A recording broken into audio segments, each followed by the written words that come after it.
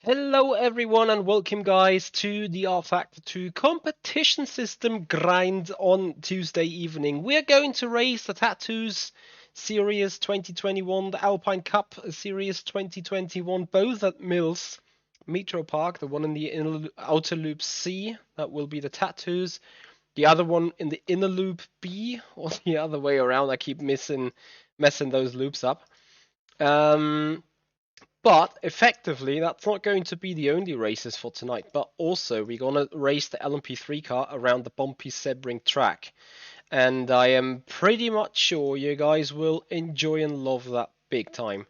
So, welcome you guys very, very much here on the stream for tonight. Coming up, the Tatuus race in 15 minutes time. That means we better do a little bit more of practice to get into the groove with the car, to warm up over the bumps here on the Mills outer loop. Now what is it, B or C? I have forgotten it, but yeah, you guys will enjoy the stuff that we do as soon as my bear with me, finally. As soon as my browser decides to show me the right things.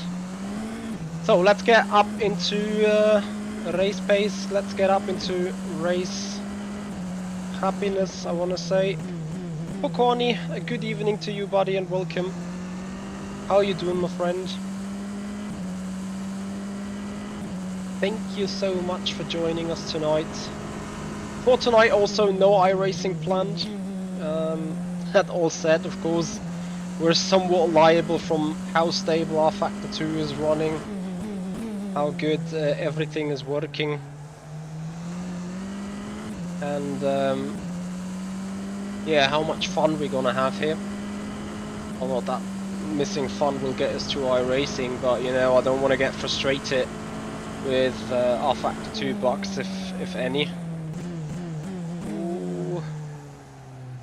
So I've done just some little small adjustments to the setup compared to yesterday, and that is basically just adding a little bit of confidence in the rear, still trying to swing around on us a big time, but I hope that I made it overall a little bit more stable.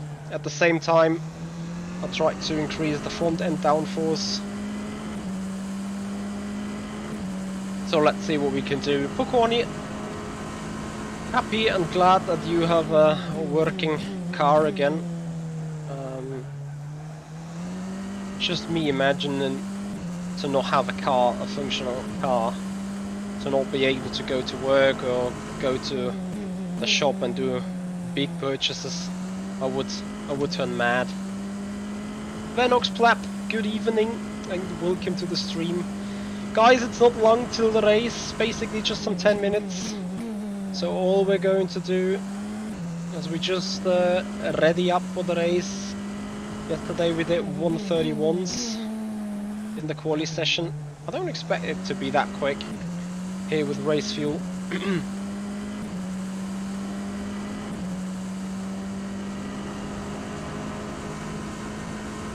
But I'm pretty sure that we can put in some low 32s. Probably not on the first lap if I just look at how I took that hairpin. Even my grandma would be quicker in it. So I need to speed up.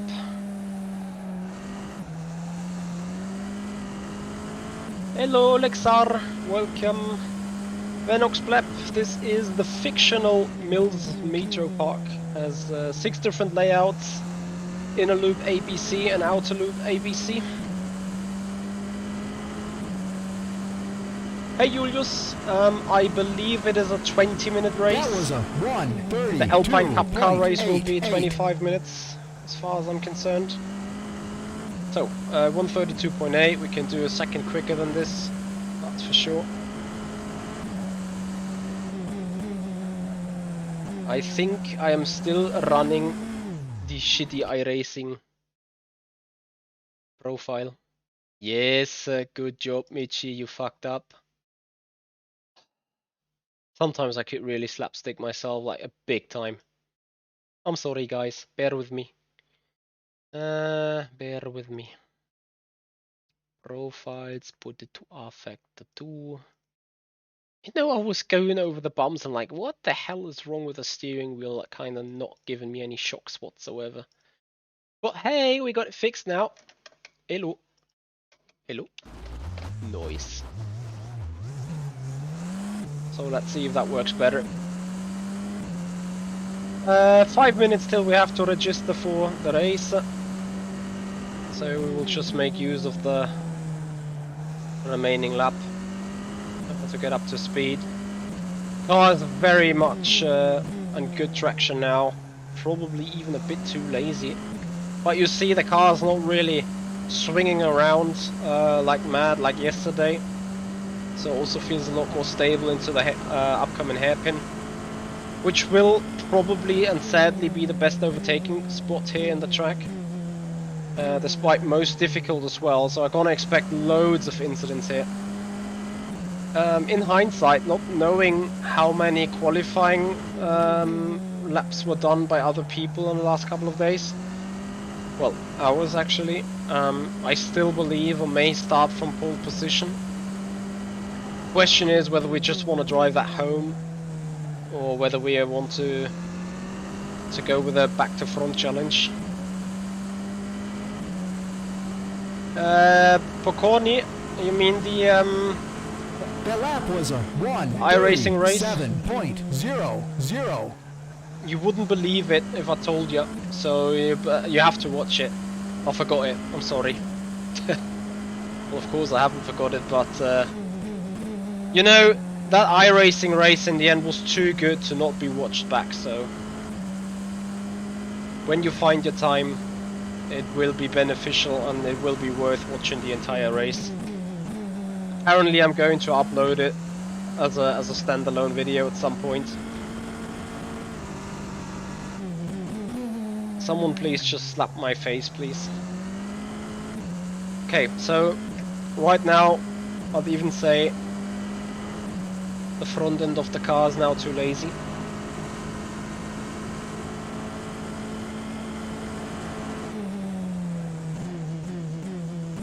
And always over that crest, the rear end wants to swing around so badly.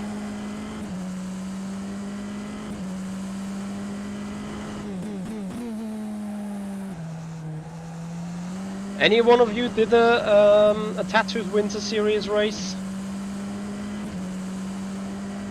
Pokorny, I can tell you 5th is not where we finished.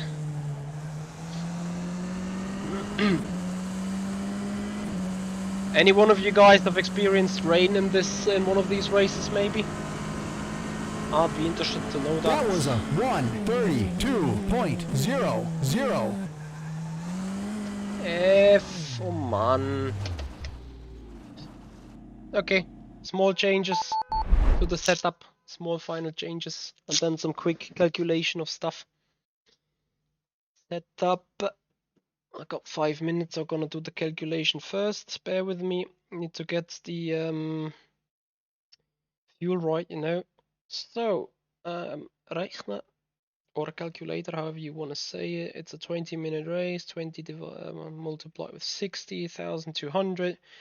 We're doing 92 seconds lap times. This is close to 13 laps. 105 liters, so 14 liters. Sorry, 105. Gonna need 15 liters of fuel. Awesome. And a quick change to slow rebound.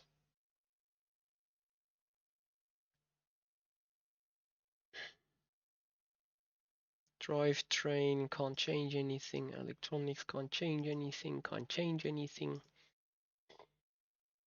Oh dear. Right. So summary, save setup, noise. Okay. So we're going into the race session in a couple of seconds.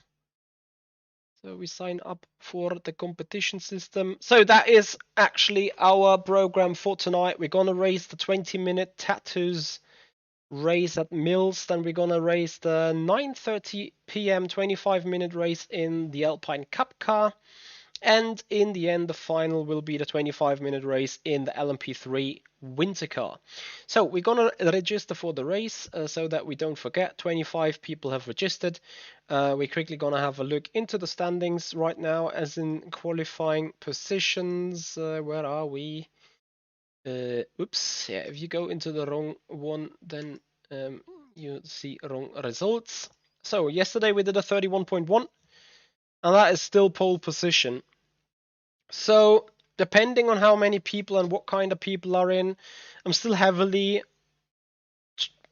debating whether we're gonna do a back to front challenge, which will look like probably me just doing the start normal and then do a drive through. And yeah, we will see. Hey Scotty, it's okay if I call you Scotty. I like it. You raced here twice and no rain. Copy, Bruno. Well, let's be surprised. We're gonna join the race. We're gonna sit in a split of 20. B2F challenge should be easy for you as long as some of the current drivers don't kill you. Yes, that is the big concern. Because it is easy to even lose it ourselves in the downhill left-hand hairpin stuff kind of corner, you know. I'm pretty sure you know what I mean. So that will be interesting. So guys, an action-packed evening coming up. So we're gonna do more setup work in the Alpine Cup car. We're gonna have a full setup guide on the upcoming Lmp3 car, because I have not done any setup whatsoever for Sebring for the Lmp3 car around there. It's gonna be bumpy tracks, gonna be good downforce balance required. You're going to need good traction out of the slow corner. So there will be quite some setup testing going on with the Lmp3. So we're going to do a full setup guide around the Sebring race. And yeah, that's going to do it for tonight then. Anyway, the full stream will roughly be close to 4 hours for today. So I got you covered tonight. No prime time watching with Michi. So I hope you guys will enjoy. And if you really enjoy the content and the stuff we do, please make sure you support the stream by becoming a follower on our Twitch channel, by subscribing to the YouTube channel. You know, guys, we are hunting our community goals. So 2,000 followers on Twitch. We're missing for 55, 56 for that. And for YouTube, we're missing 15 more subscribers to hit 3,800 overall. So if you guys new to the channel, watching this for the first time and be like, that dude is fun, that dude is good, that dude is doing sim racing, I love sim racing, then don't be shy, be brave, hit that subscribe button and make that community grow. In the meanwhile, 30 seconds until race sessions spawn. You guys can do the fingers crossed, because will we be able to put our car on the grid, or will rFactor 2 be buggy again? So we will see, right? Anyway, we're going to start into that race. 20 minutes time, roughly 13 laps to go. I will go into the pits after lap 1 and do a drive-through penalty, a self-imposed drive-through penalty. And then we're going to do back to front challenge. So it will be interesting to see what we can do. That said, of course, if I do see someone in the split and be like, oh yeah, it would be cool to just race with him and just battle with him, we're going to skip it. But let's see. Like this will be an enjoyable night. I love that quote. I hope it will.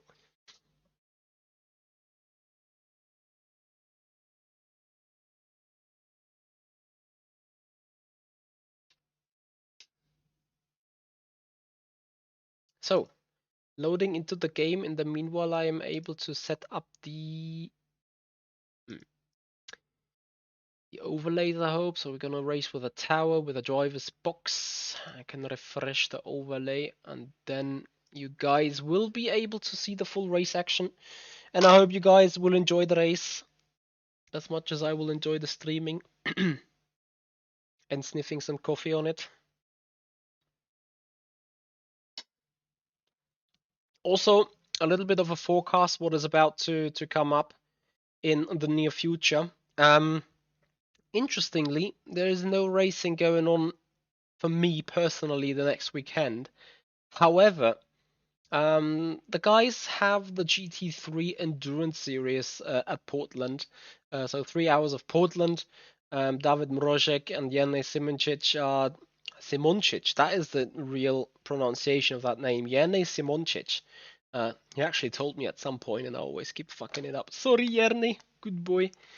They are taking out the Corvettes GT3 around the Portland track with a chicane.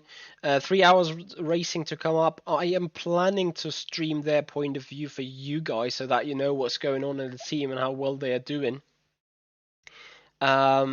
In the meanwhile, personally, I do not have a race coming up, which also means probably no streaming coming up. Sorry, boys. I know. But I want to dedicate that weekend a little bit more to background work. So girlfriend's gonna be happy if I have a little bit of time. Other people will be happy if I have a little bit of time. The team will be happy if I have a little bit of time, and so on. Anyway, coming into the race now, I see Daniel Toth and Matthew the Crop. The Crop's certainly a quick guy. So it will be interesting to see where this puts us on the where it puts other people on the grid. However, with 2.5 minutes left in the session, I'm going to take out the car and check how long it takes for really rolling through. What the hell is going on, please? Right now I have less than 60 FPS. What is going on, guys? Wow. Has anyone ever reported this, guys, to you? This is close from being not raceable for me.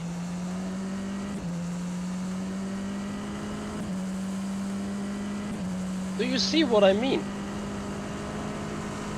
I do have horrific FPS. I think you guys can't even see.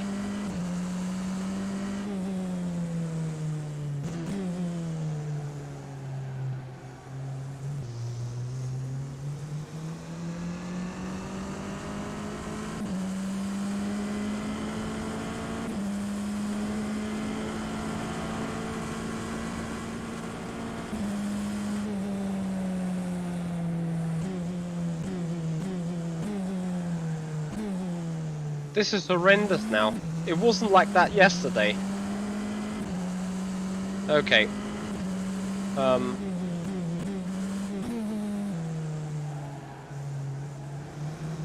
Krank.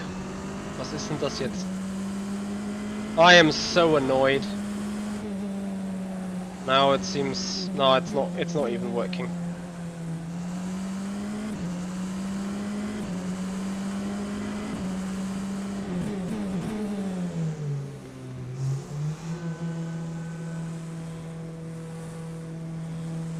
Oh, this drive-through is actually taking longer than I thought. So the crop and dead last, so we can make it a proper back to front challenge indeed. But the stuttering is horrendous, and I wonder really where it comes from. Make sure nothing is open in the background, nothing as in what exactly.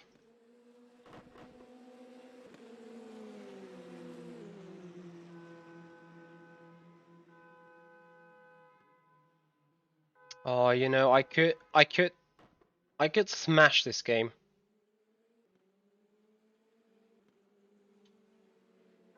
Maybe it was just that message here. Bear with me real quick. rFactor, give me 5 seconds to fix this. It could have just been my Dropbox. Because I see the CPU. See the CPU maxing out. Okay, close. Go back to rFactor 2. Yes. No, the broadcast overlay flashing is also not intended.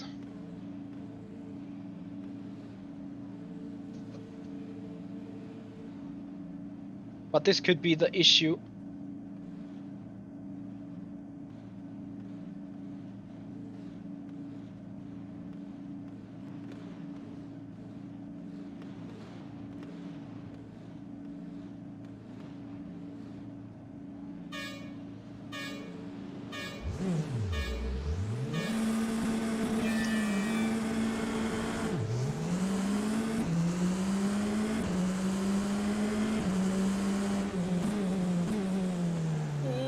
Cold tires.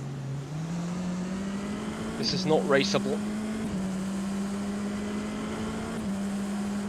So I think I identified the issue.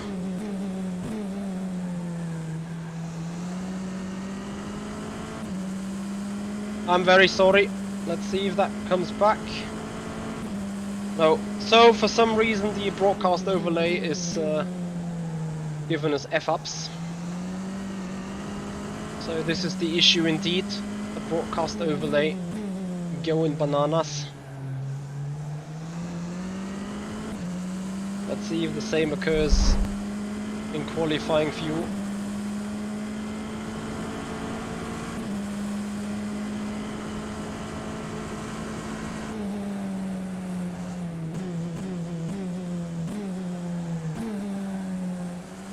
Picture is a little bit more smooth, but not entirely. And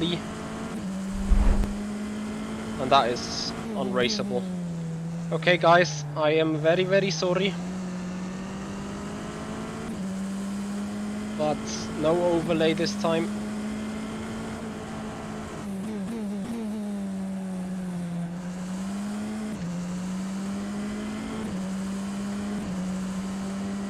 Ah damn it, I wanted to take a pit. Sorry. Sorry. The lap was a 1:40.02. Hey Sector, how you doing?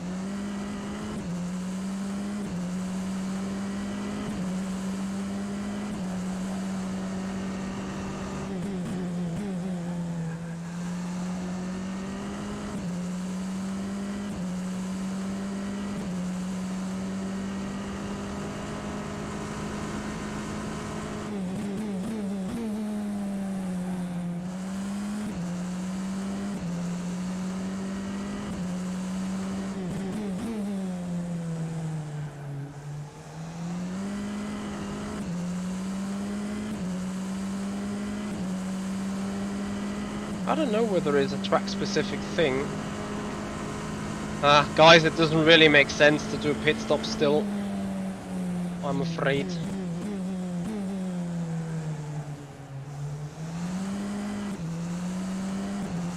At the same time, Mr. Hard is not considerably slower. Well, not much, you know. So...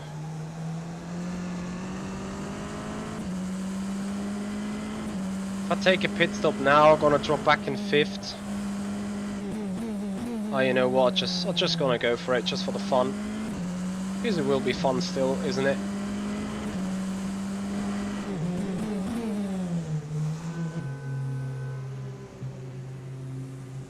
Box!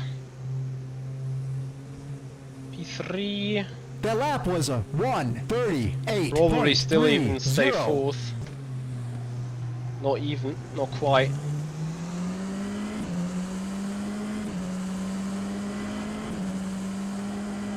Well, 3rd to 1st challenge it is then. Let's see if we can do this. Mr. Hart, 6 seconds ahead.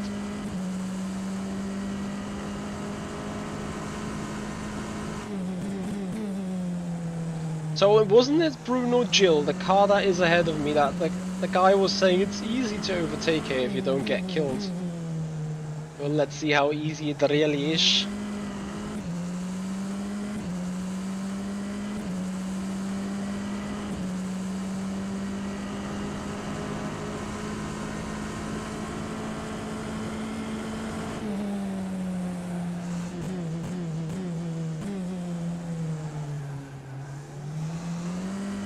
Oh.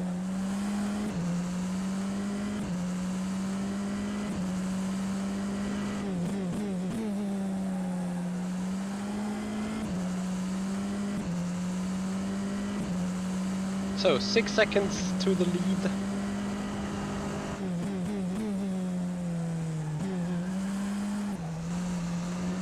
And then right after the race we're gonna join the track back in the Alpine Cup car.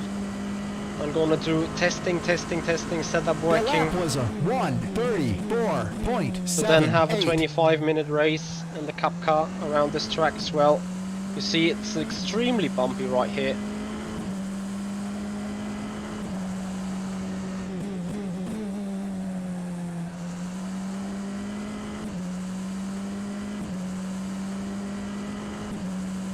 Can we close the gap? 5.1 seconds. Last time we were at sector splits.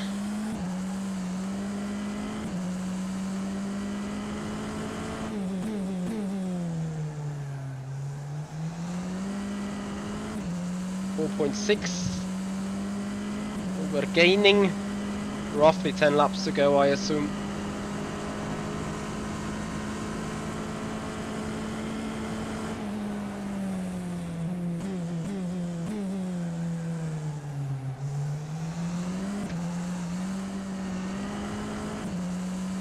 Cars easy to be lost here. So after 4.6 seconds of gap is now 4-0, gaining half a second per sector right now. Things are looking good at the minute. Just not allowed to crash. It's easy as that.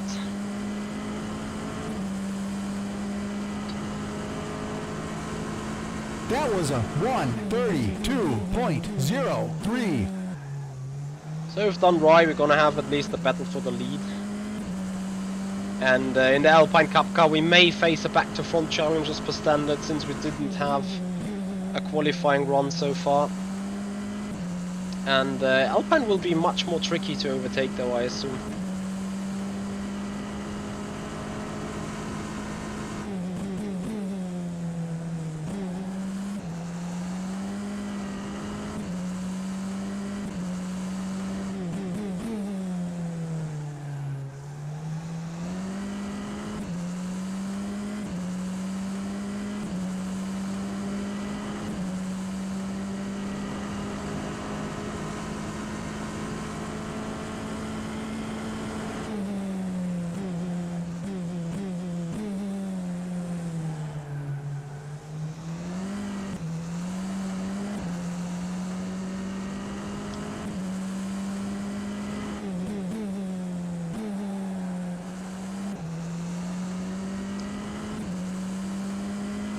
Yep, I can imagine that, David. Spa would be a lovely track to race with a GT4, but the race is... oh, I don't know. Maybe I'm gonna extend. We got more than 50 viewers by the end of the Lmp3 race on the channels. The lap was a 1:30. I'm gonna race it. 2:29. Are we gonna do it elsewise? If I reach 3,800 subscribers by the end of the Lmp3 race, then we're gonna race the Alpine GT4 around Spa. So it's basically up to you guys. That is one of the best ideas I ever had. Can only blame yourself if you don't do the GT4 race at Spa at 12:30 AM in the morning. Call me unfair, but that's the deal, guys. If we make it, if we're gonna get 3,800 subscribers by the end of the rFactor 2 Lmp3 race at Sebring in roughly 3 hours time, then you guys gonna enjoy the GT4 at Spa. Promise. Yes, Nexar, please make 10,000 accounts and let us get to 10,000 subscribers within the night. This would be awesome. So, we're hunting Mr. Hart. I think he's called Dean, if I'm not mistaken. Dean Hart, yeah. 2 seconds the gap. 52 liters, thank you David for letting me know up front. 1:32. If you find us 15 more subscribers on the YouTube channel, then I'm gonna definitely drive that.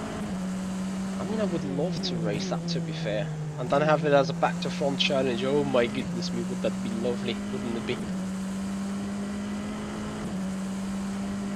So, as I said guys, totally up to you.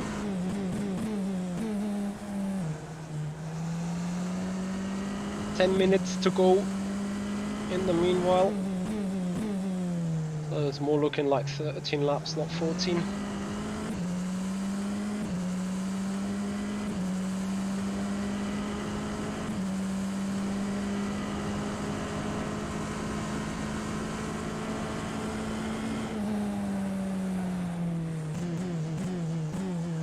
Oh, turn, yes, nice.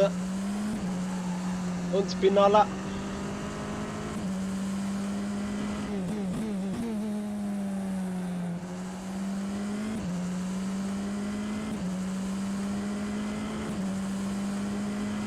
Oh, John Cena.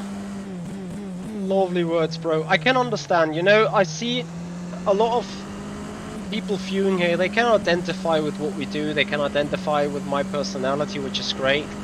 And of course, I don't need a million of subscribers just for the sakes of it. 1:32.10. Of course, I'd love to grow a community and grow a home and a place where you guys feel home, where you guys feel happy, where you guys enjoy chatting and discussing stuff and enjoying sim racing all together. That is the main target, and I think to a certain extent the more people we got, the more entertaining, the more diversity we get on the streams, we get on opinions. You know, Lexar is doing a lot of artwork for us lately with small liveries and small templates, small thumbnails.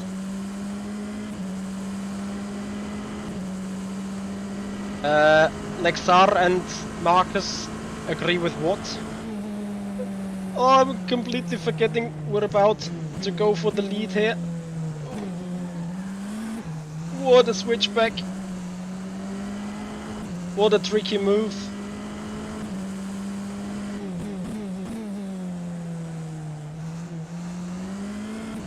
Another switchback, here we go.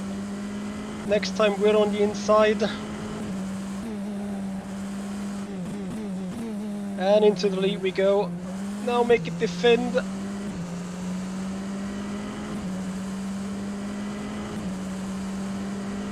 Copy Lexar. I hear you. That was a 1:33.36. And I appreciate your guys' opinion on that point, on that matter. And you know what? I can understand it. I do agree that we don't need to have a 1 million subscribers channel. However, as a content creator, of course, you know, I want to deliver content good to watch for as many people as I can. So obviously, subscriber and channel business is, yeah, part side stuff that this has some meaning to me. But at the end of the day, I'm out for you guys' happiness, for you guys' entertainment in the first place. And I hope you guys enjoy. I hope you also enjoy that race. So back in the lead, walking away from Dean. Was a nice battle though, gotta say. Over 3-4 corners, 2 switchbacks. Was fun to drive. Car's a bit meh on the rear end now. This Tatuus car is simply not made for bumpy tracks with a lot of banking and stuff. Gonna look forward racing the Cup car here, not gonna lie. Great racing, David. Much appreciated. Marcus, to be honest, you should really try this game. rFactor 2 is loads of fun, and I expect... Ooh. Sorry, man. And I expect with the competition system in place, it's gonna be even better in the future. It's gonna be more crowded, it's gonna be more of a place to be when racing, when online racing. I very much expect that. Okay guys, so that you can at least enjoy some satisfaction while watching standings. Oops. There we go. Into the qualifying few, but I gotta say, I have to test this somehow. So I see that the shit is flashing. It's just flashing, so it's broke. Was it flashing in the practice session already? Don't think it was it? Not sure what they've done with the plugin now. Every time you fire up rFactor 2 there is updates and then there is issues. It's a bit of a meh thing.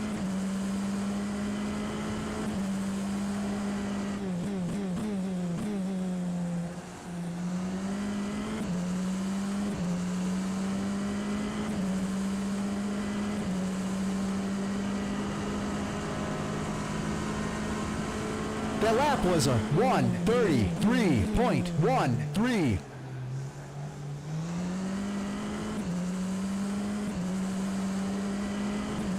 Yep. It's 5 minutes left in the session through that.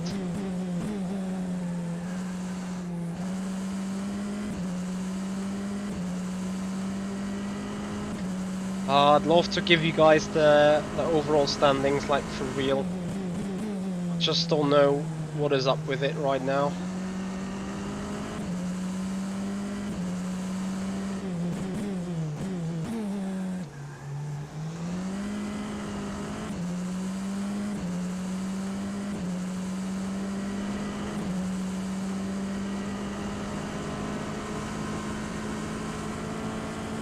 Thank you.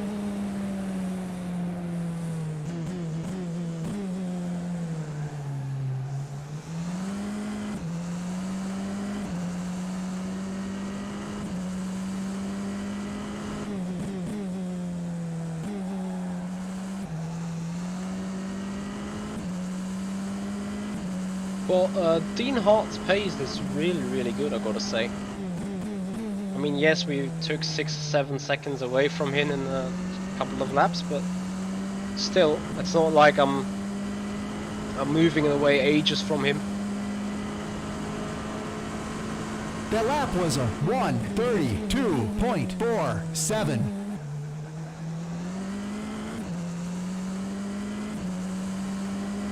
Hello, Jernej. Nice monitor. Why? think it's just night, or?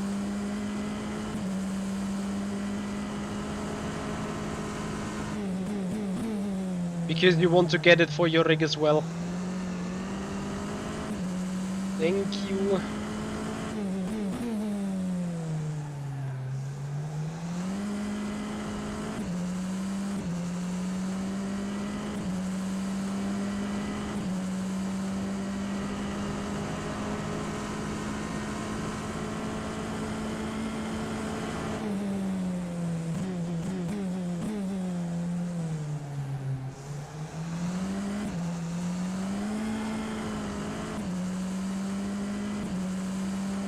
So guys, I hope you will stay tuned for more racing to come. As I said, right after this race we're gonna join a little bit of a practice stuff.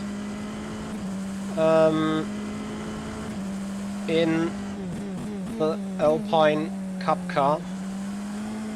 Around, well, another part of this track here.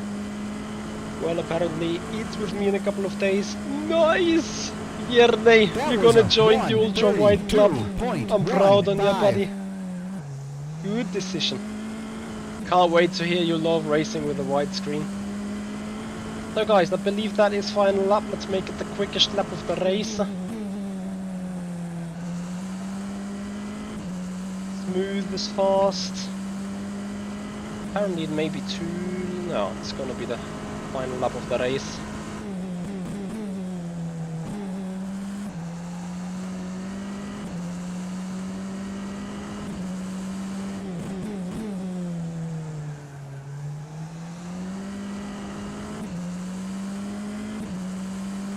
Yep, Tatuus, Henrik, it's just a 49-inch ultra-wide screen. If you scroll down in the description of the video on YouTube, you'll find a link on the Amazon page of this monitor. Oh, what the hell? What the hell? What the fuck? So, guys, and that is the benefit of an ultra-wide screen at this stage. Because, fuck me, without a freaking widescreen I would have been fucking dead. Sometimes, it's a split second of time you just see an issue on the inside. But that scared the shit out of me. Someone just may clip it and it's gonna be a sim racing short clip. To be found on social media later on. Holy shit, that really drove my heart rate now. And guys, that is the thing about this competition system. You can never be sure that your race is good, that you, yeah, rip fastest lap. Nearly rip a race, Gt3. So, I lost my brain, yes. You can never be sure that your race is safe. You can never be sure that, oh, I'm 10 seconds ahead now, I got this. It may be, the shenanigans may just be around the corner. And, I mean, I've no idea what they did there, but they nicely parked the car. I've focused so much on the car that was out there in the gravel. And I see yellow flag, it's like, okay, there's a car out in the gravel, no wonder there's a yellow flag. And suddenly I find those cars on the inside, I'm like, what the hell? Filho de puta, Pablo Lopez. Was Pablo Lopez in that race? No way. He would be at the front with me. Oh, what an insult, man. Stop it.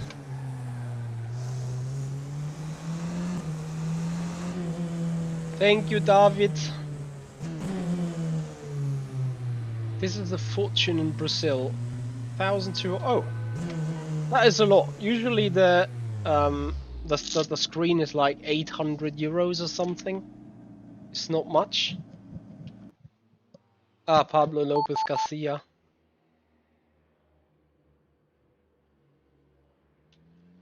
So, we're gonna have a quick look at the last lap. If the replay file allows us. I need to Oh, for God's sake. Yeah, I'm so sorry, guys. It has this replay is effed up. But just look, I was focusing so much on the front. And now remember, this is the earliest when I see the cars right here. Okay? So you can see where it is on the screen. And now check where it is on to be seen in a standard, 1080p monitor. You can't damnly see it. It's just around the corner, but basically it's just not there. Still here. Like I have so much view already on the left hand side, but oh, this was fairly close to be fair. Also with the other car rejoining there. They were stationary for quite some while at this stage. Now they are parked there on the inside. Properly scary. Well, Yanni, did you get the screen for 8:30? This is huge. Also, Yanni, how to uninstall that UI gadget that we just had? The better UI. Nice. Ladies and gentlemen, rFactor 2 has just crashed. You know, I'm annoyed. How, Jerne, how to uninstall the better UI thingy? Is it just a plugin? I don't want to do this right now. Let me see if I can find something in the plugin folders. Bear with me, guys, because I may fear that the plugin I was using now just caused the issue.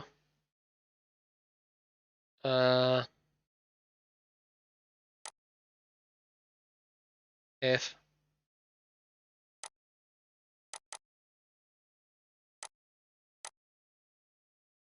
no.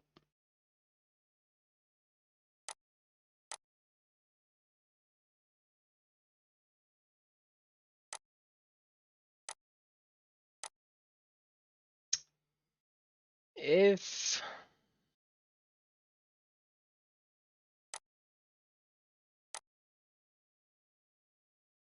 yeah, you just validate the integrity with the stream. Okay, that we can do quickly. Thank you, Michali. I am just not sure whether that's beta stuff. And sorry, whether the better UI plugin was causing the trouble, but since I changed it last time and now we had troubles, so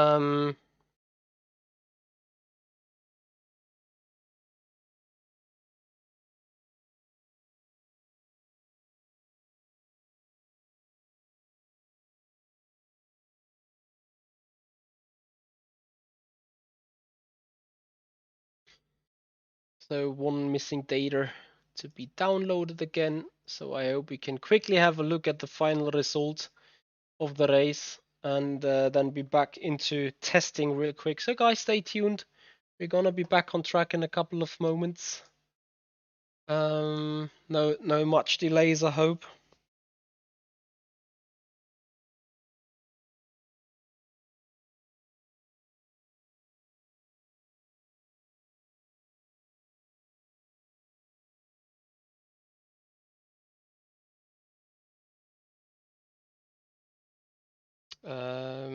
Thank you, by the way, Lexar, for clipping the scene. It's one of that moments that are golden at times. Okay, so rFactor 2 still gets validated.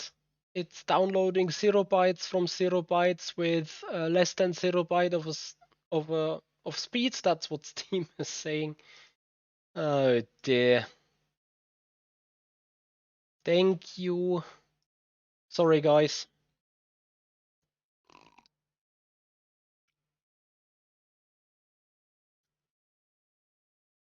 Paradiski, thank you for the hint.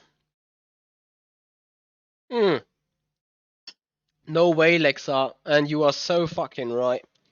I'm such a fucking idiot at times. Sorry, excuse the language. Okay, guys, everyone on Twitch, please hit the F5 button now. F5 for stream boost, F5 for the correct name of the stream, for the correct game. I always keep that freaking wrong, for God's sake. Oh, you guys really want me to race the GT4 at Spa, don't you? I see 13 subscribers left to 3,800. So it's still in your hands, guys. If we make it to 3,800 subscribers by the end of the Lmp3 race, which is in roughly exactly 3 hours from now, we're gonna do the GT4 at Spa as well. And you guys gonna enjoy that. I'm very, very, very, very sure about this. So, let's have a look then. We're gonna skip the updates because we don't need. So, Tatuus Winter 2021 standings. This was actually the race number 3. Or event number 3, but we only have done 2 races. So, where are we? Where are we? Where is Michi Hoyer in that list? Lol, Ross Prawn with P. Hello, Michi. Is that Quick Garby? She's ahead of me. Oh, it was the first race only. I'm sorry. Is that Garby Jilkalova? That would be interesting to know.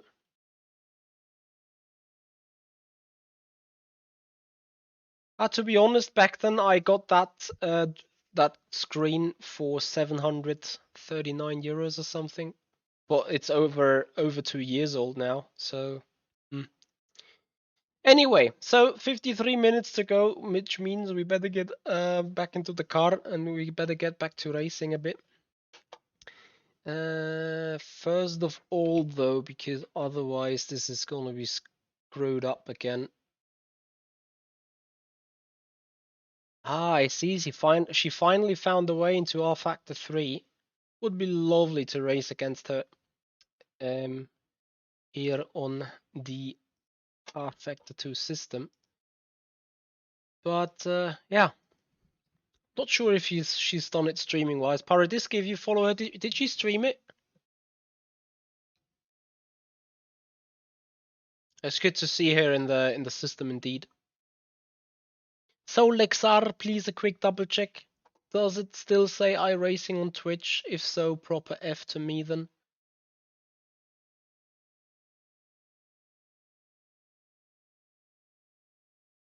In the meanwhile, we have finally changed the car. Gonna go in a loop C. Gonna click racer. Maybe should just try it to see whether it suits her. I hope it does.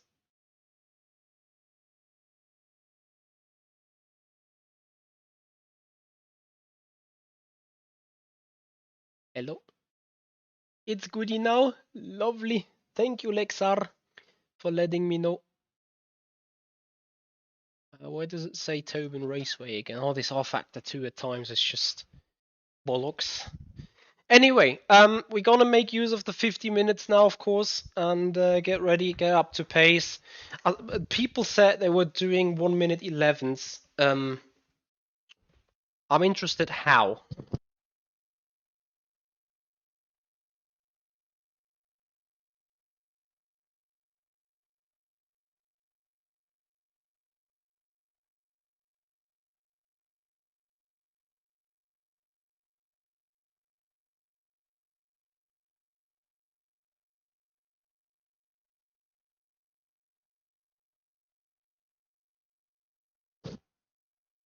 I'm very much interested how. So, at least we're in there. I don't need to do some secret stuff about setup. So, You guys can see what's going on there. MH10 Mills. Just gonna load it. And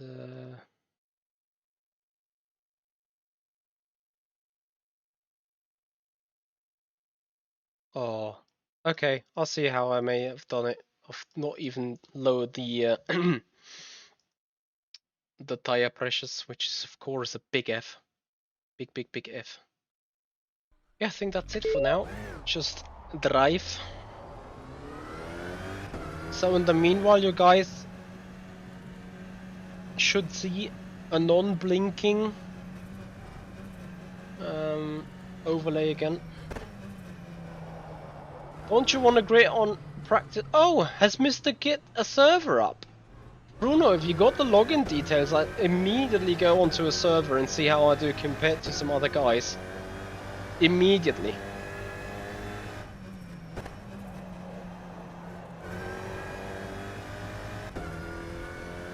Scotty, you still around?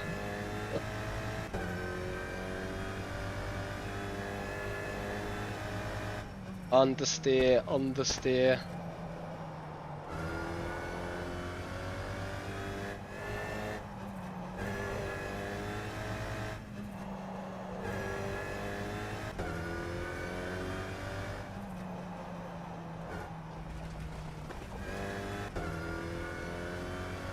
You mean it's random people on there, or no people at all because Mr. Git is not streaming?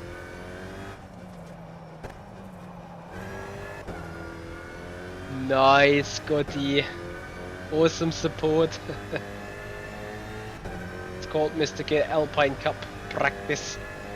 Okay, let's spin it and rip it over the curb. Noise. And then we just go into a server, because you know what, at the end of the day, racing it on a server and maybe find some people is a bit better anyway. Yes, Driflish, happily doing that.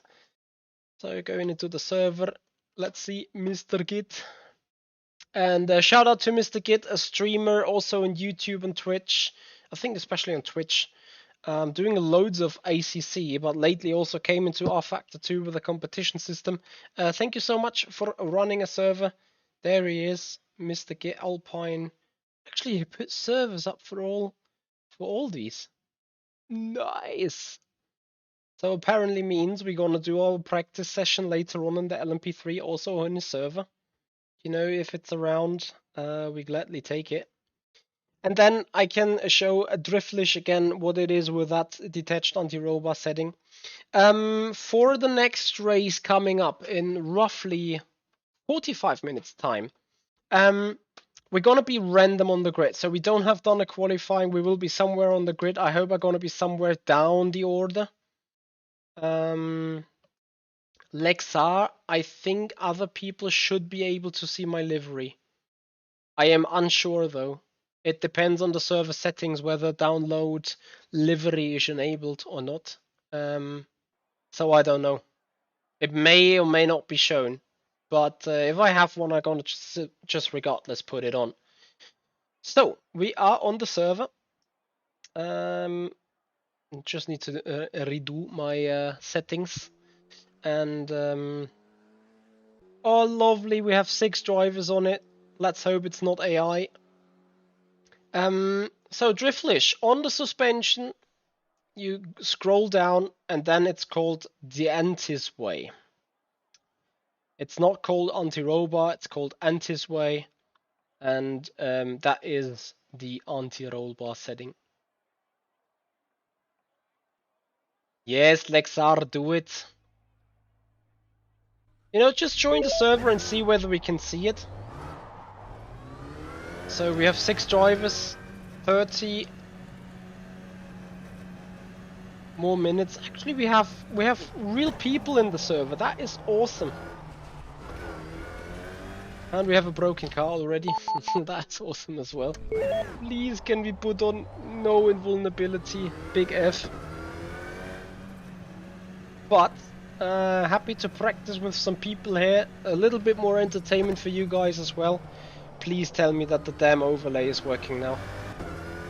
It's not. And why is it not? Why are you not working? Ah, because I don't have the tower on. Refresh overlay, please. Stable FPS.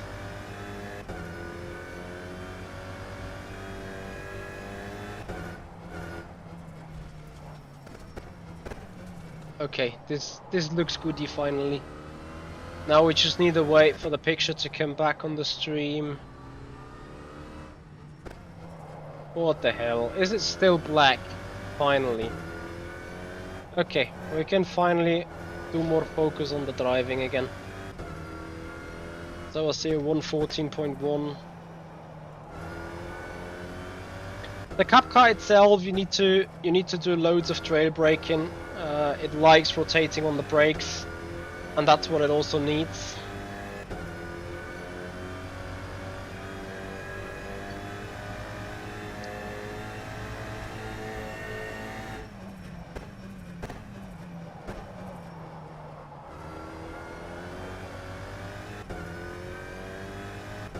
It's freaking intimidating.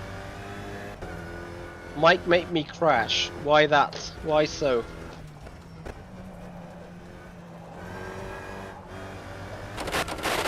Oh, there's no grip on the server at all. Whatsoever.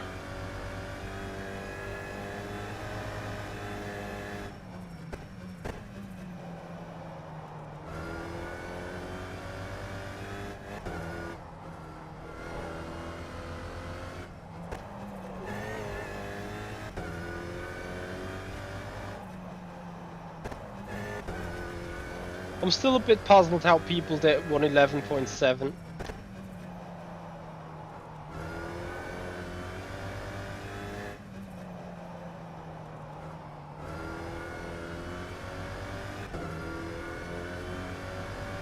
So again guys, for tonight, the Alpine Cup car is the next station around Mills, and after the Alpine Cup car race in 40 minutes time, 14.20. we're gonna race the Lmp3 around Sebring, gonna do a full setup guide.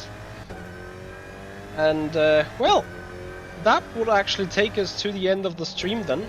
However, if we manage to find 3,800 subscribers overall by the end of the Lmp3 race, we're gonna extend the stream with the GT4 race at Spa.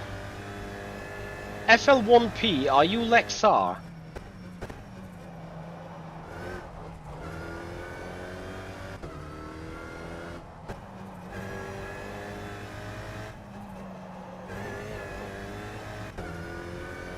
So we're going to look a little better on lap time. Little F in this turn up, for God's sake.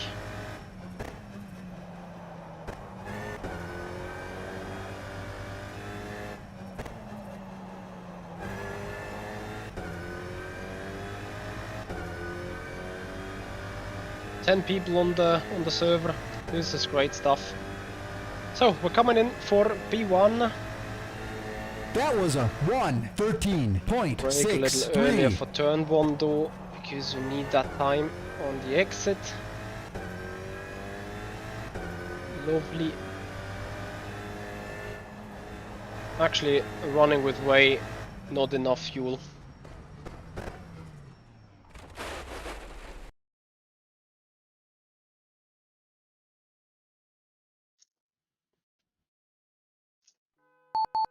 Beep beep beep. Some Motec file. Tires. Put them low.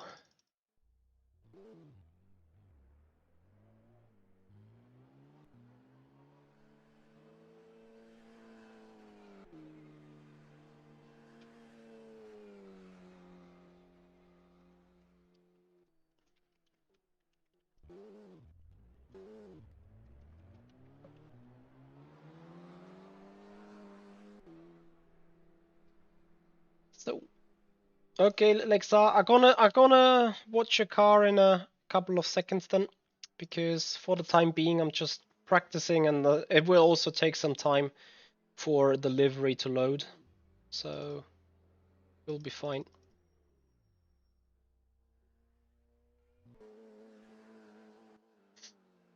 So it says it's unknown. Unless it's still downloading, I'm afraid. We'll drive a few laps and see whether it will open up.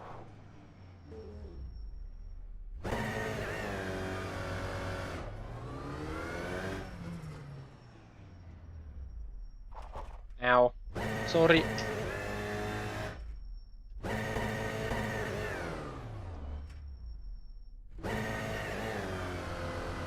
Noise. 90 on the bite point is what I need. Unless it's going up the hill.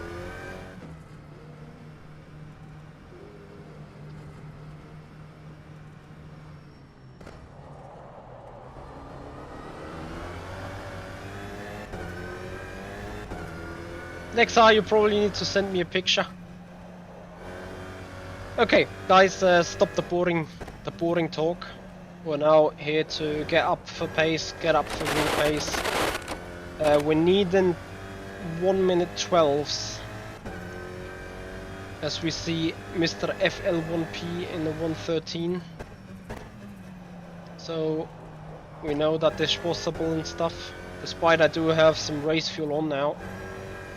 I should still be able to go into the 12s, I believe.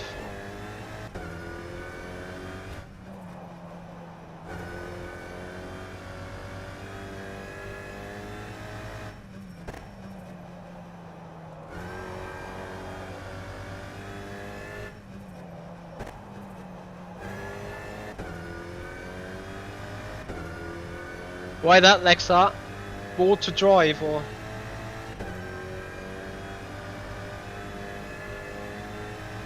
So, I hope you guys will stay around for the race, coming up in 40 minutes then. Oh, turn. Tires are cold. And then of course the Lmp3 race later on. Some action-packed gaming, action-packed racing tonight.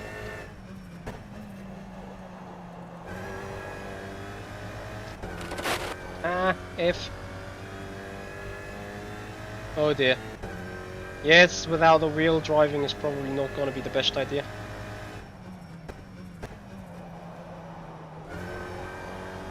It's insane how much performance lowest tire pressures is giving. This is like literally... you know, I have a heavier car than beforehand. And by heavy I mean 60-70 liters. 50-60 liters. And still I go quicker. Because minimum tire pressure. That probably also explains the 111.7 then.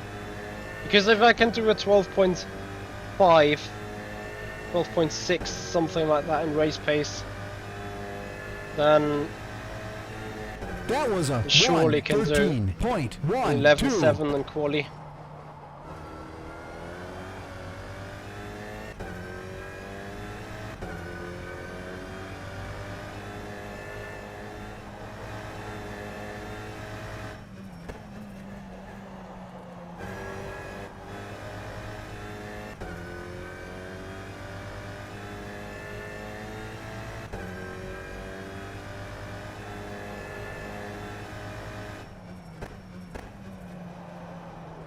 To actually drift the car a little harder.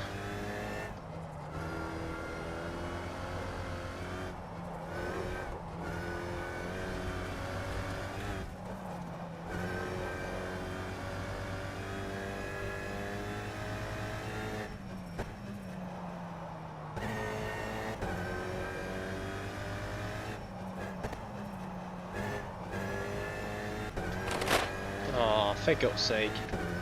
Okay, first turn, still loads of time to gain. Gap to FL1P is 4/10, or it's gonna be 3/10 or something. That now. was a 1:12.94. Nice, Michi finally got turn 1 apex, awesome.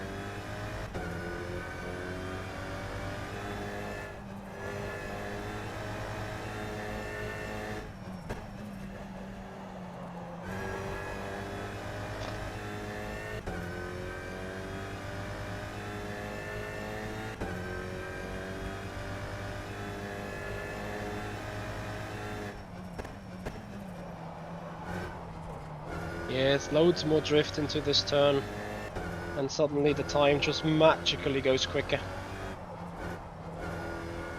Keep them tires happy. Keep the cornering speed up. Take it a little more easy into this one.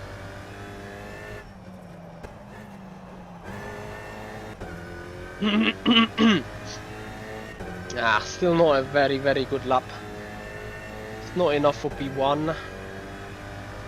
Sadly, still not. That was a 1:12.67.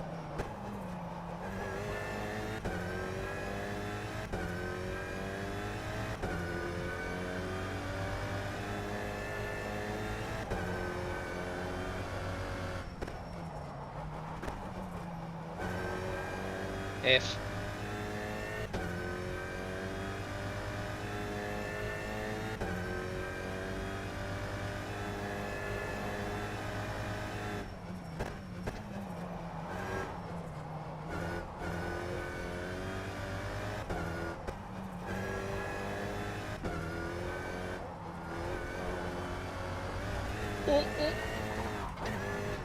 Ow, ow, ow. Yes, almost big F. Well, in the end there was the F. Anyway, 40,000 to find. Fresh tires will do the job, hopefully.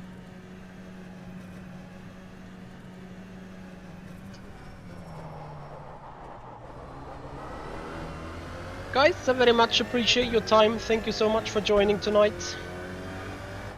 Loads of rFactor 2 competition racing going on.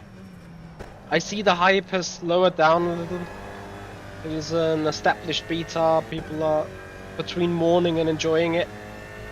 Yes, Lexar is absolutely nailing what I'm saying. Between loving it and hating it, between loving it and gonna get mad about it. And I can hear the frustration and everything. This is quite understandably. However, I really much enjoy doing the competition racing. You know, racing against other people, have some fun. Race some different tracks, race some different cars. I do appreciate that a big time. And I hope you guys will do as well. And I'm pretty sure, since you do appreciate sim racing and stuff, please, if you're new to the channel and if you're enjoying it, give this video a like, follow up on Twitch, subscribe to the YouTube channel, make that community grow and enjoy sim racing with us all together. As we're trying to get 3,800 subscribers on the YouTube channel, my personal gift for you guys, for your help, for your support when you subscribe up, will be doing the GT4 race at Spa, short past midnight. Despite I don't want, or I do not plan, but if you guys are supporting me, I'm gonna support you and keep your back covered with more racing content. Turn, yes. This turn will be the decider for PB. No, it's dead.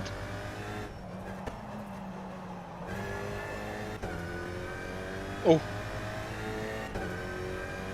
Oh. 112.5 F. Ja, guck mal, der Michi Geisler. Ich bin begeistert. That was a 1:12.64. Can't wait to see if he's going to race. I can assure you guys though, you will have loads of entertainment if you guys stay around for another 2 hours. As I said, in 30 minutes time, we will race a 25-minute race with the Alpine Cup car around this Mills circuit, and you've seen there's plenty of issues, plenty of spots to F up with the car. Room for mistakes, maybe even room for overtakes, but certainly room and place for entertainment. Good exit now. Just keep it on the black stuff. Yes, awesome. Break it a tad earlier for this right-hander. Yes, awesome as well. Carry a little bit more speed into the final turn, a little more momentum out of the turn. Also awesome. Oh, it's gonna be close again for PB. Not for PB, for overall.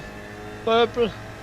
Yes. The lap was a 8 thousandths of a second. 1:12.9. What a yeet! Let's maximize it.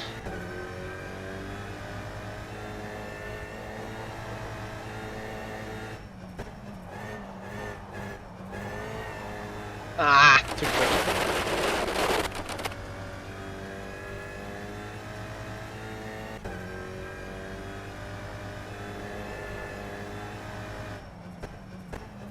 And I still have spots where I effed up, which is about here.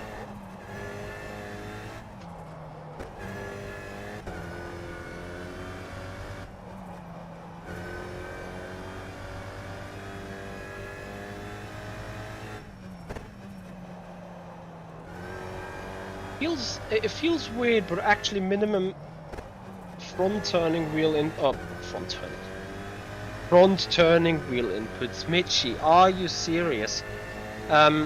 Minimum turning input on the steering wheel actually feels beneficial. That was a certain extent. 1:12.65. So no full yeet, no full lock car, it seems.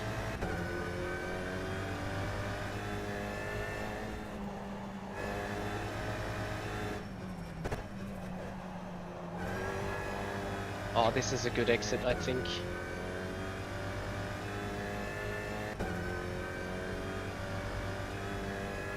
John, copy, understood. But yeah, that was a big F moment indeed. Could have gone wrong fairly easily.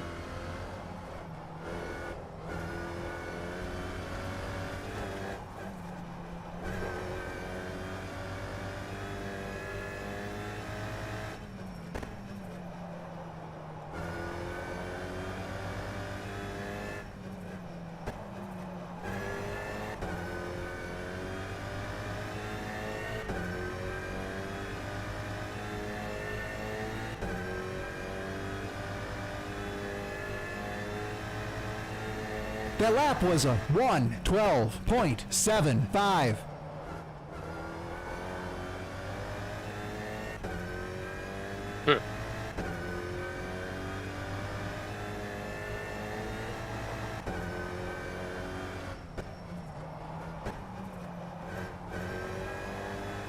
Oh yeah, if you don't take enough of an in-run into this left-hander, you're just gonna be crap slow.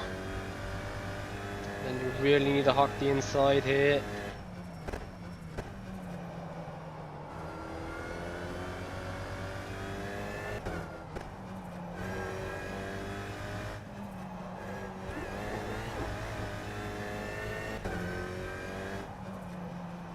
Let me see, I still believe and I still feel...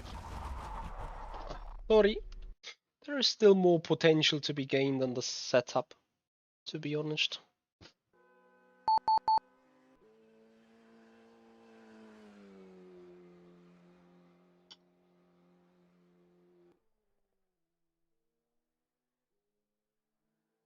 Yeah, I'm not sure what he did. He's simply... he died suddenly.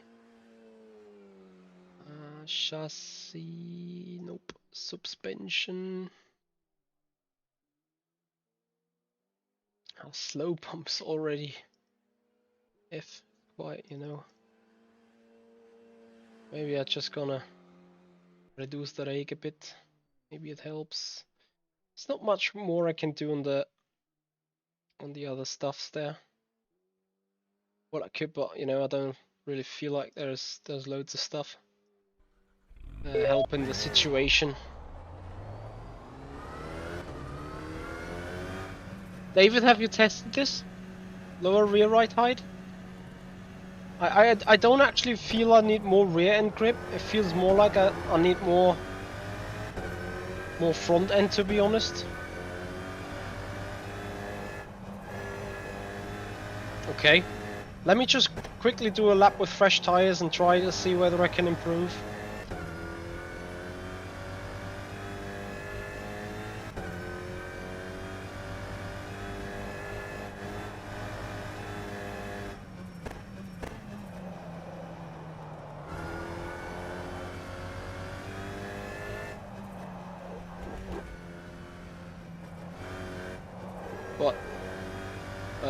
But lower the front bump. Even more front bump lowering.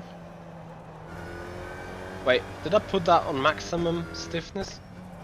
That would be quite stupid anyway. I will have a look into the setup again.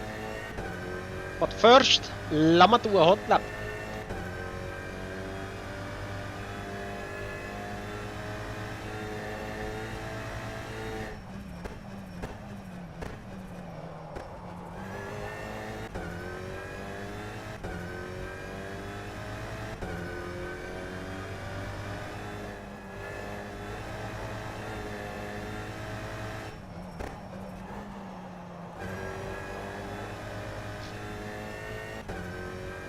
Nice.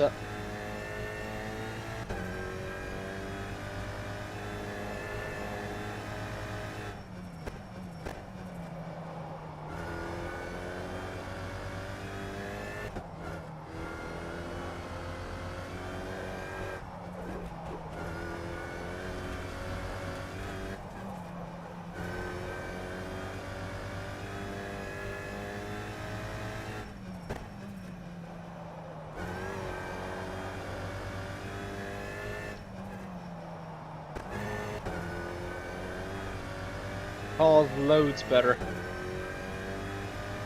Not sure if just fresh tires or really more performance in it. That was a 1:12.18.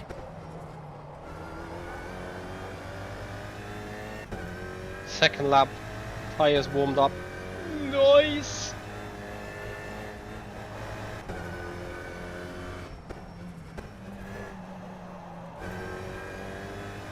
Ah, little to assist in there on the exit.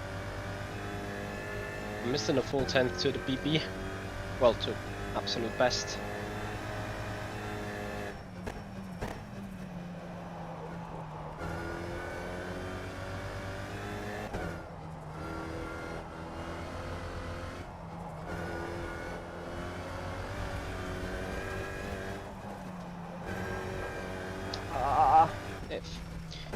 Okay, let's have a look. So you say lower front slow bump,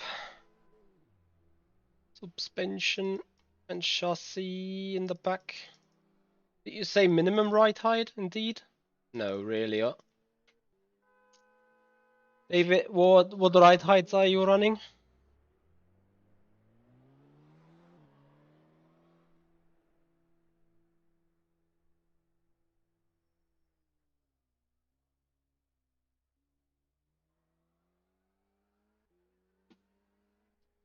Seven, both 7 centimeters. Copy. We're gonna try it. We're gonna try it and see what it feels like.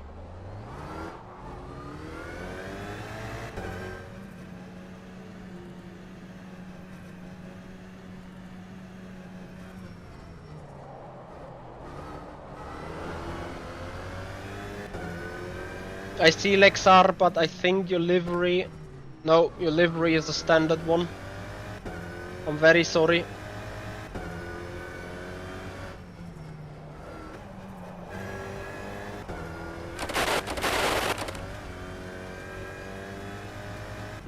Eight minutes left in this session.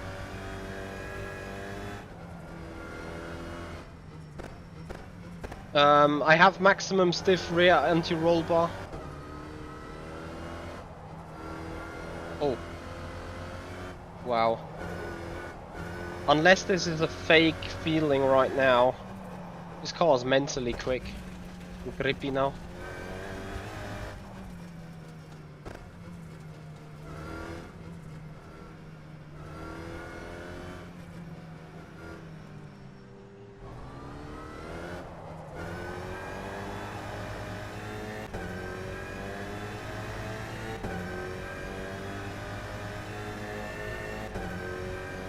Money back guarantee.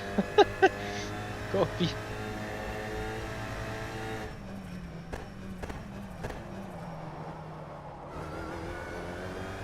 Holy shit.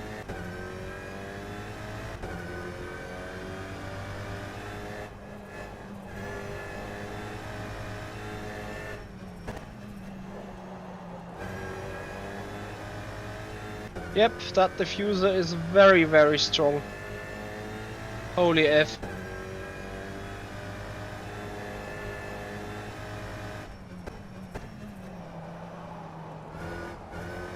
But why is it?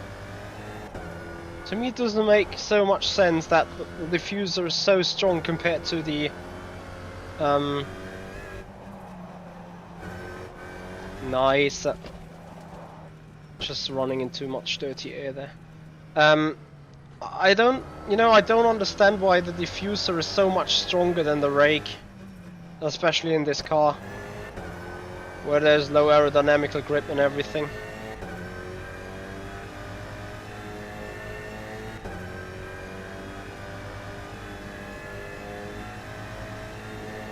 That lap was a 1:13.93.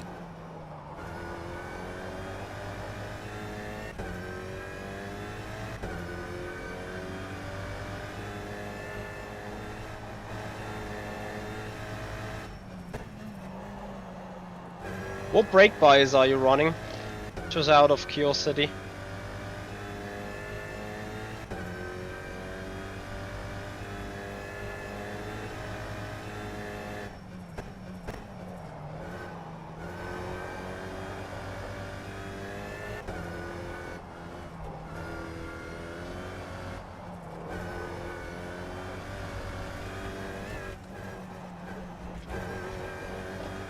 Wow.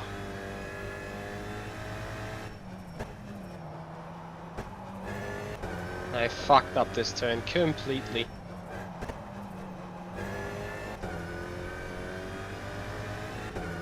As much rear as possible to save the fronts. Copy.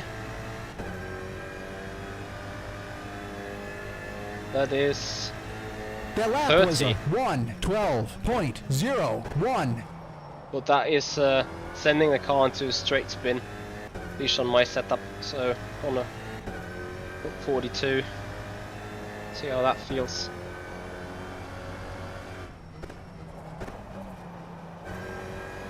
I guess this Alpine Cup car is quite similar to Miata that you race in real life, isn't it, David?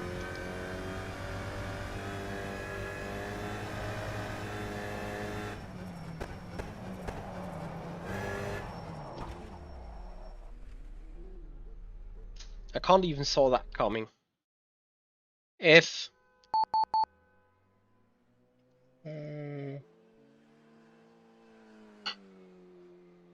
4 minutes to go in the session, I want to see the fuel effect.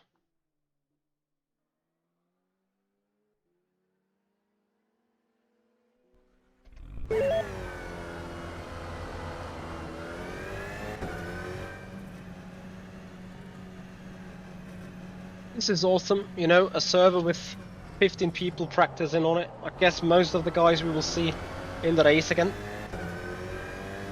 I'd love to do a back to front challenge with FL1P and Michi Geisler.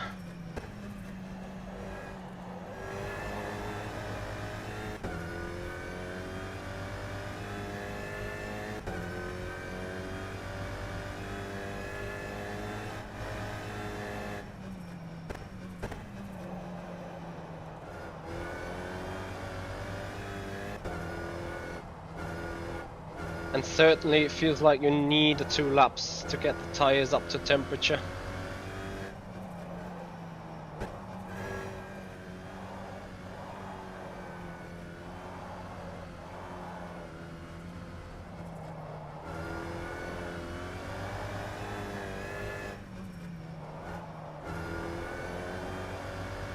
So we get 1 lap, maybe 2.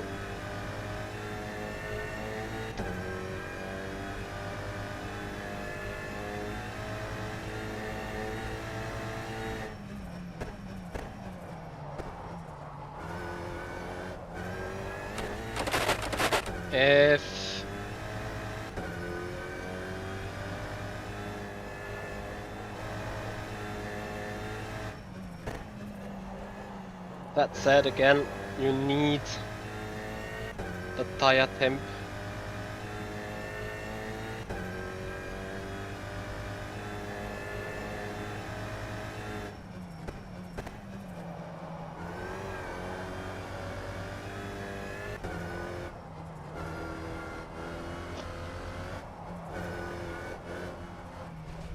Oh, don't touch the wall.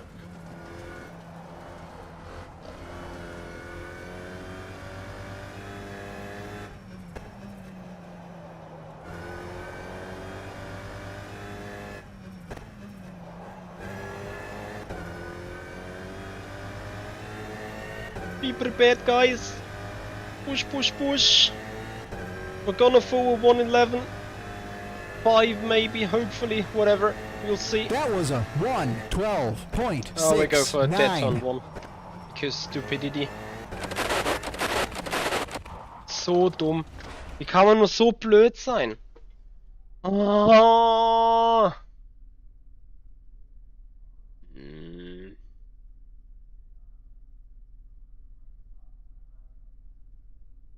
You know that?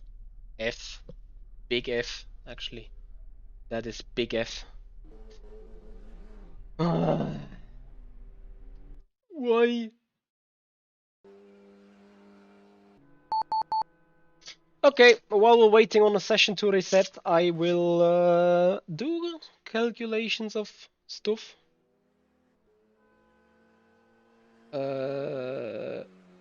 So, Rachna, we are doing 25 minutes with 60 seconds, and we're doing 72s.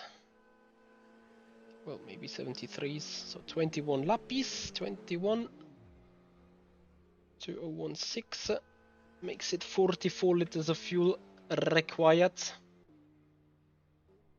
Hey Seka, the sim hub overlay, it's only the one in the middle. The other one is the official Studio 397 overlay.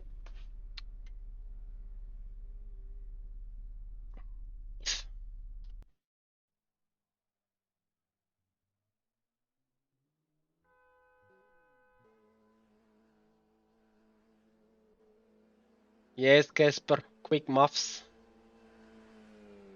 Just let people to finish their laps, and then I think... Ah, it says qualifying now.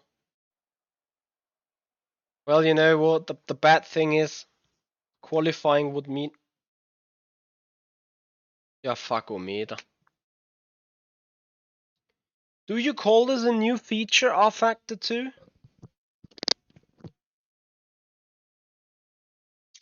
For crying out loud.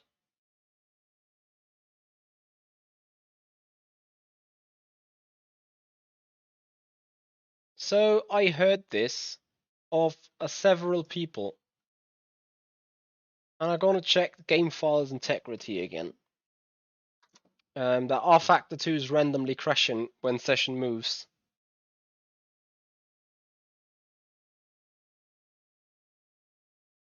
Oh, this is annoying though.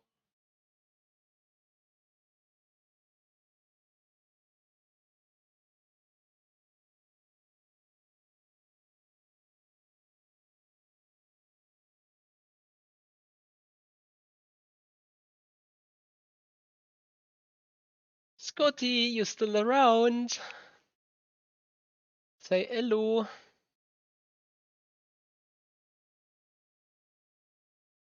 Hey Laurie. Big F guys.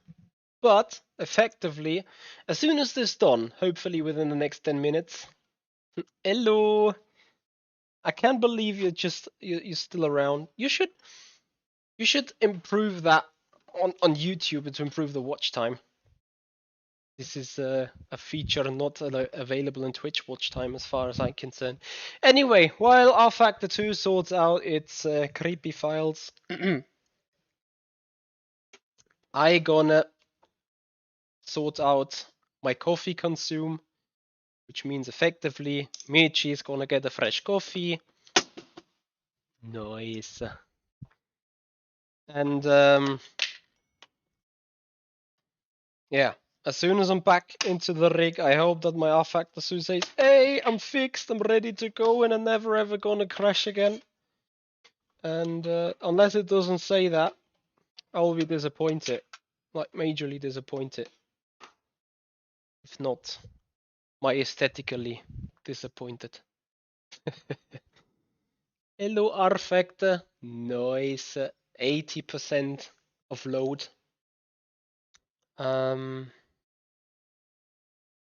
Yeah, Alexa, I know it was the only chance to win.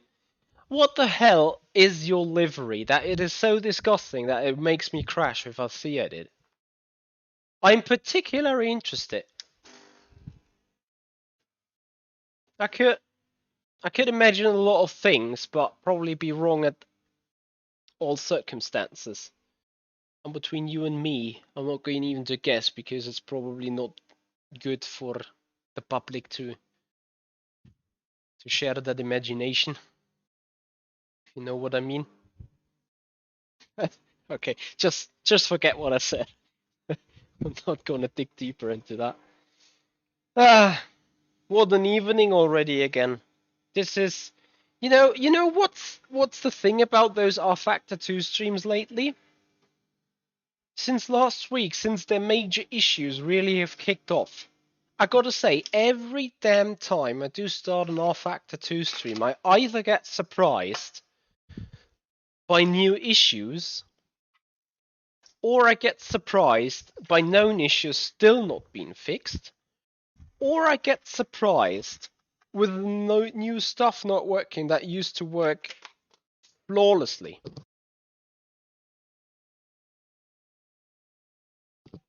Long story short,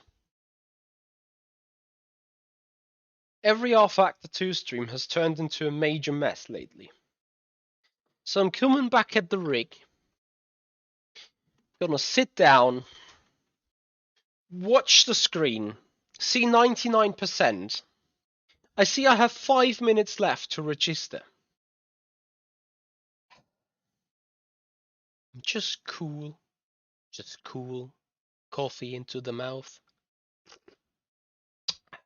Nice. That is my current state. So effectively today in the company we had a major IT issue, and there was one of the colleagues was saying, okay, this is sit down, get yourself into some upright position, breathe in, and just say, no, I don't start to rage. No, I don't start to rage. No, I don't fucking start to rage. F. Ricitas. Time is going. Push, push. I want to start rFactor 2, please. Hello.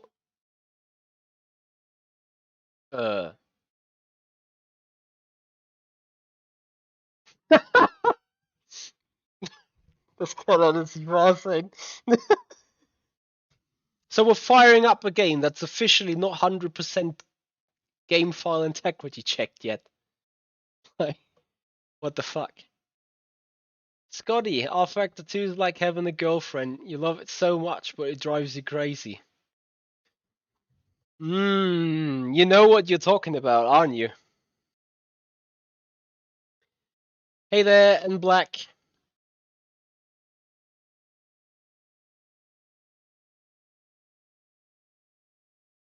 So what is this now?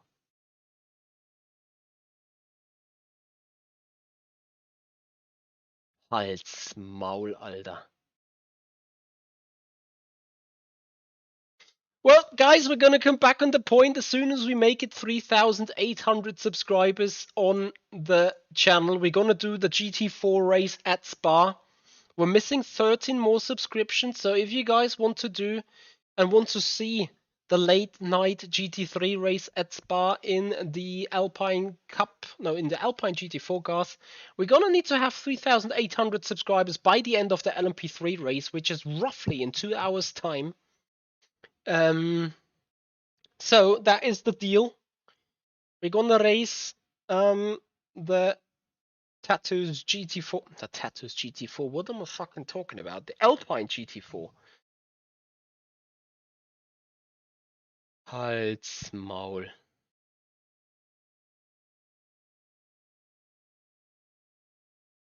Good. You done installing stuff? Awesome. So please let me get into competition. Then at least register for the race, and then I'm gonna restart rFactor 2 because you know if that game is still verifying the game file integrity and starting up and firing up, you see issues. Issues. I got the turning circle. So we register for the race. Yes, I do have registered 45 entries. Nice. Okay, but still, again, I want to restart rFactor 2 because we all know we've seen the issues over and over again. We don't want to run into them again. So the moment I close this picture, please say your game files.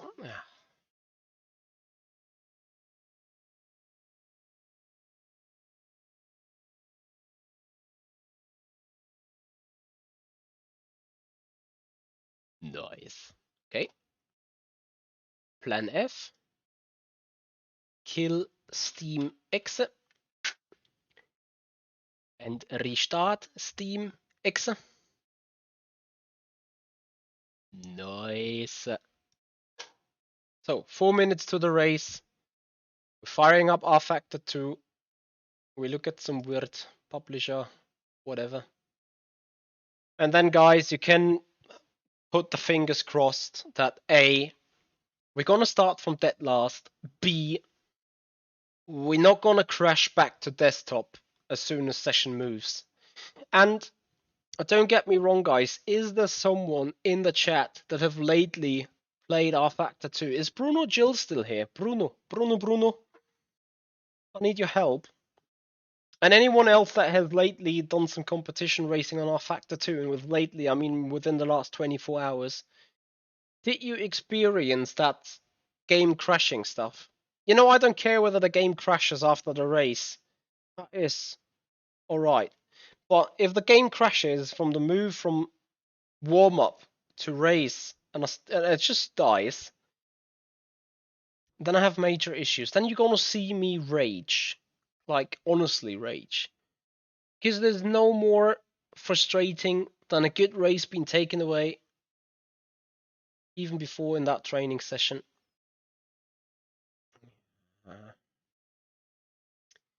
I have no real idea. That game has become so unstable. It's a shame. It's honestly, it's a real shame. This game can do so good.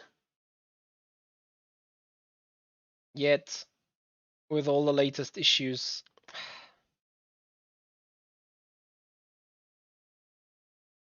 Yeah, Laurie, I hear the fix, you say.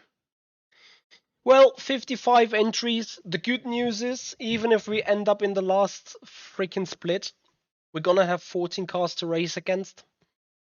16 cars to race against. I do hope we not hit 61 because that would mean some of the guys will race lumber alone. Could be the guy that races all alone. 57. No, we're gonna hit over the 60. I mean, more interaction, more racing cars is good for the system, indeed, but.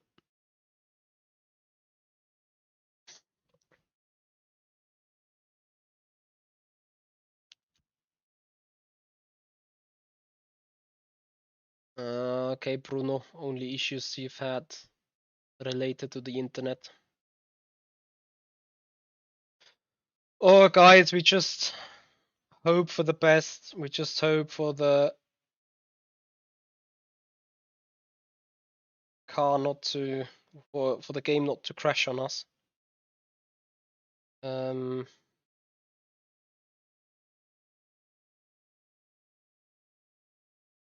If the game dies, honestly, I'm thinking about cutting the stream short because if I get over it and start a practice with a Lmp3 car, then come to the next race and it's gonna die again. Oh my god, I'm gonna be flipping.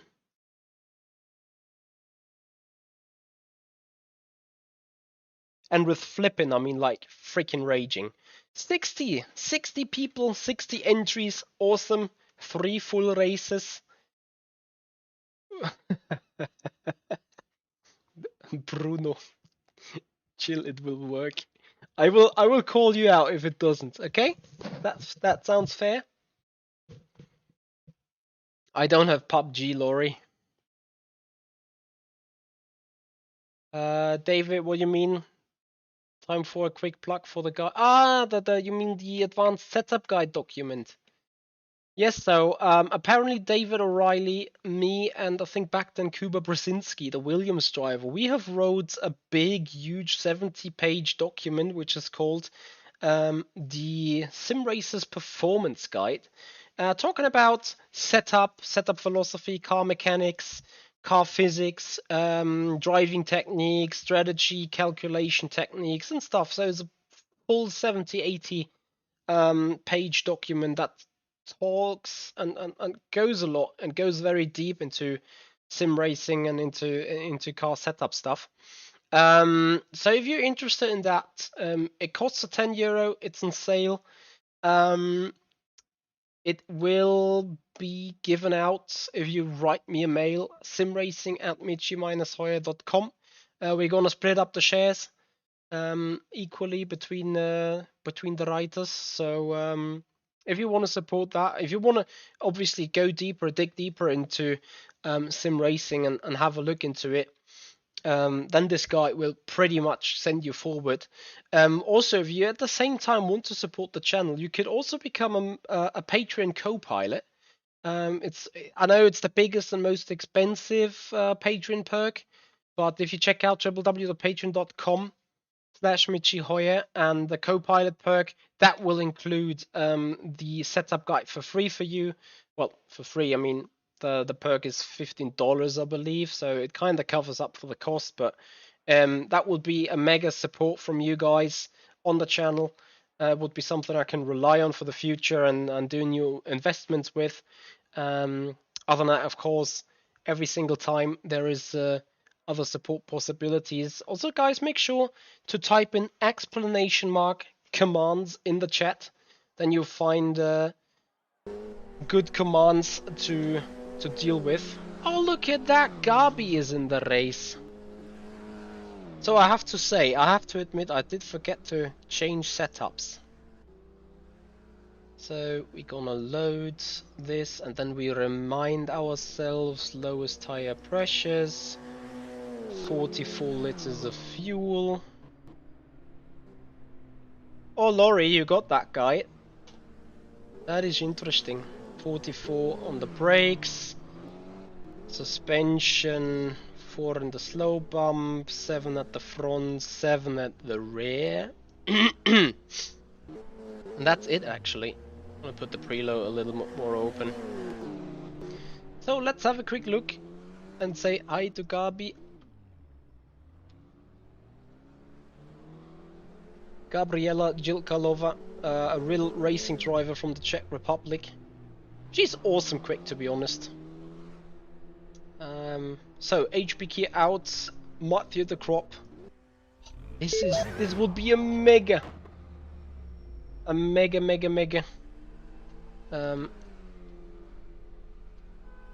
Back to front challenge today. So let's get this MH10 timing, tower, driver's box, current speed, refresh.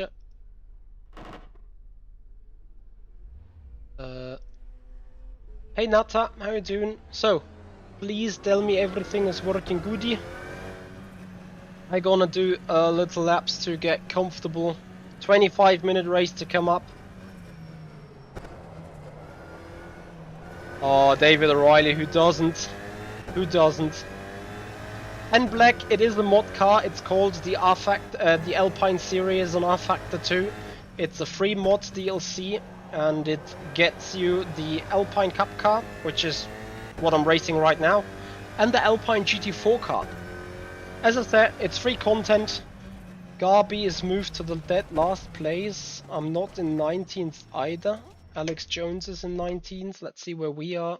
I hope 18th. It would be lovely. Where are we? If we're gonna start at the very front, I'm gonna put in a drive-through penalty again. Where is my name? Nice! We're 18th indeed! Yes, it is from the workshop and black. So guys, please, game, please don't crash. Don't crash on me.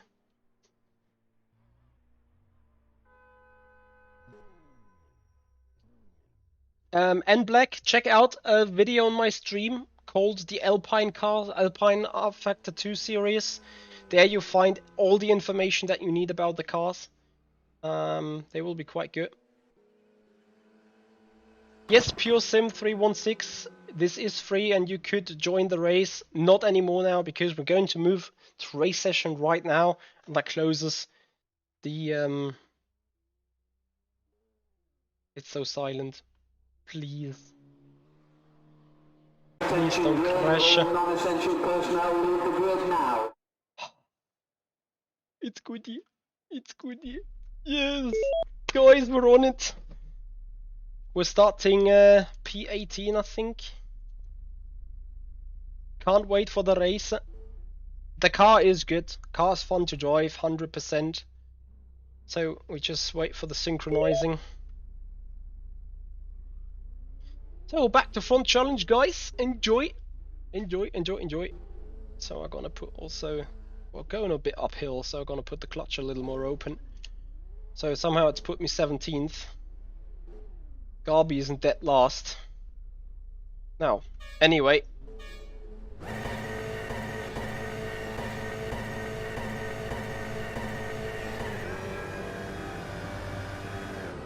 Awesome start. Oh! Woo! Close! P14-ish. Let's see what we can do here from the back. 25 minutes of racing. Here we go.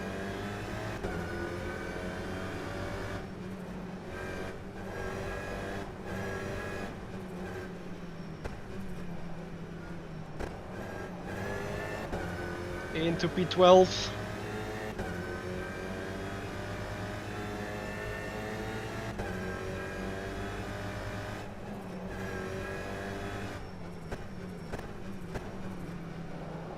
Into P11.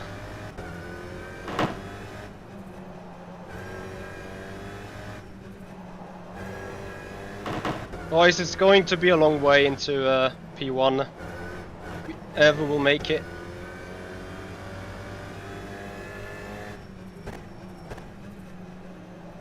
Please don't punt me, thank you. Awesome. Awesome racing here so far.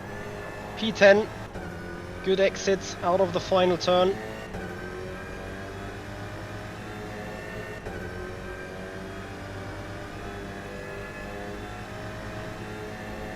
That was a 1:26.39. Oh, there, someone's dead. P8.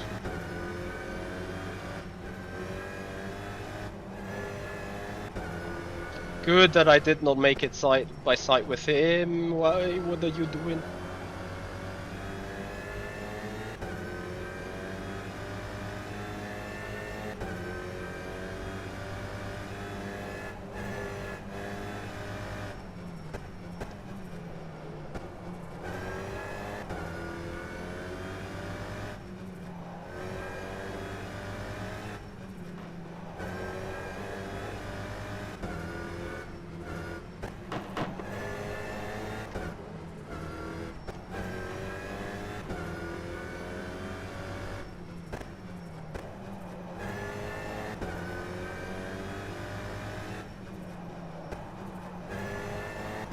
Sadly, a small setback to the race.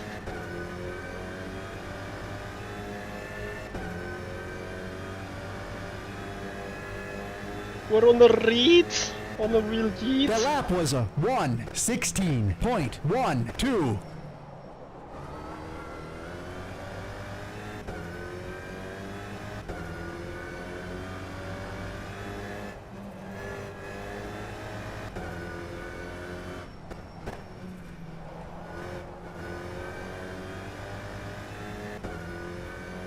You see what I mean with overtaking here? It's just utterly difficult.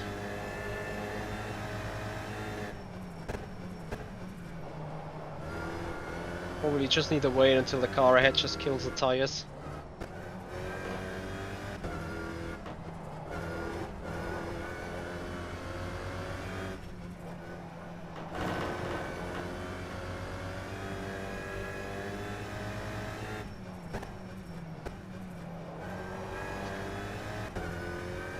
Hey, not very nice of you. Rear left suspension damage.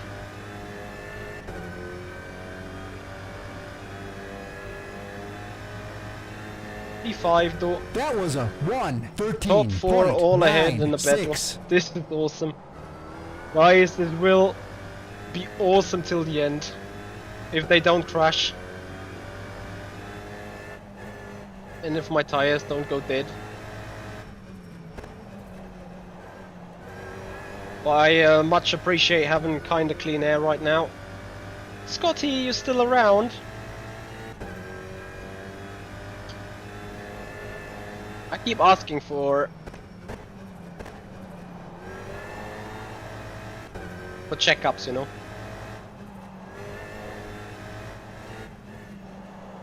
Nice. So, we're gaining on the group ahead. As long as they keep battling, that means we can catch up. This is nice. But as soon as we're gonna join the group, I think we need to prepare for everything. Someone got airbags for you guys? I think I need some airbags. Oh, you see, airbags required. All about the gyro. Thank you so much for the follow. Much appreciated. Welcome to the stream. Alpine Cup car racing here on our Factor 2 competition system. That was a 1:13.22. So what can we do to find the gap? Hello.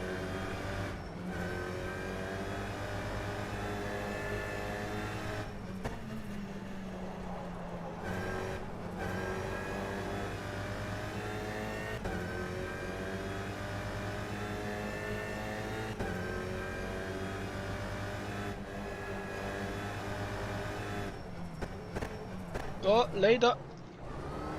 Oh, he actually made the turn. Not expected. I thought he would just shot me off, so I backed out of the outside lane move. So we need to set up for it again. Well, this is intense racing, I can tell you. Like, the guys, you know, even if you are a good bit faster, you need to somehow be able to put your nose up the inside. And go for a move. Well, what is this situation now?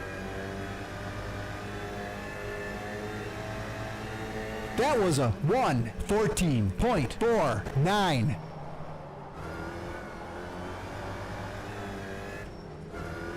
Nice, more of the car damaged now. Now it's the front right suspension. Ugh, F.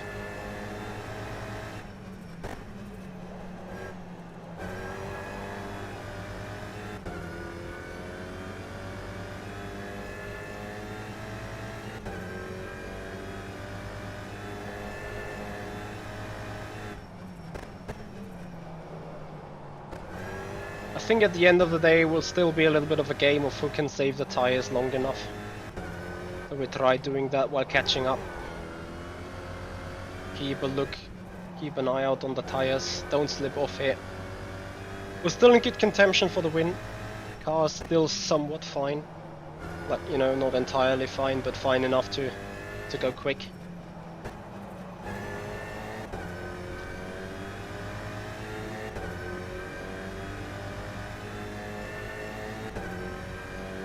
HBK out, he's gonna be sweating. I know every time he celebrates for not being lapped by me in a race. 13.14. So I guess now he will be... Yeah, ganz geil. Awesome. I have no front splitter anymore. Which, don't get me wrong, will be good for the straight line speed, but it's gonna be fucking horrendous for the rear end.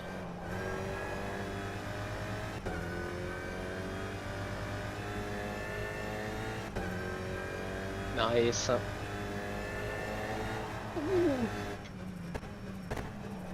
Yes, great. The car has massive speed now, but it's a massive death trap.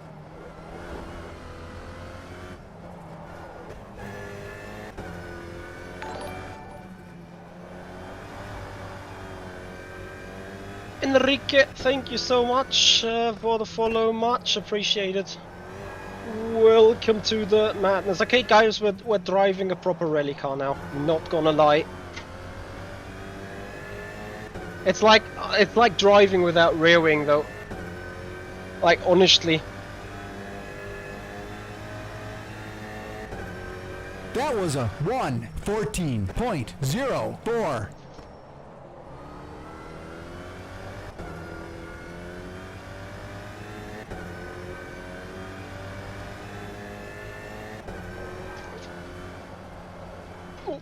Oh, what is that front?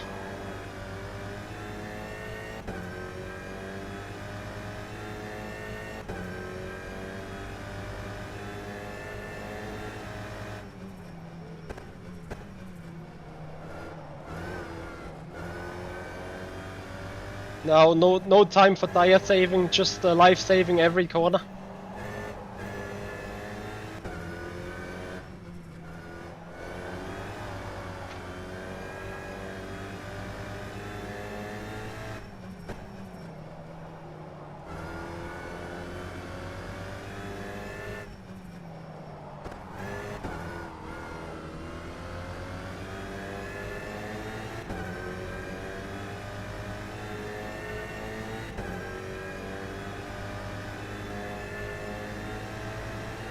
That was a 1:13.67.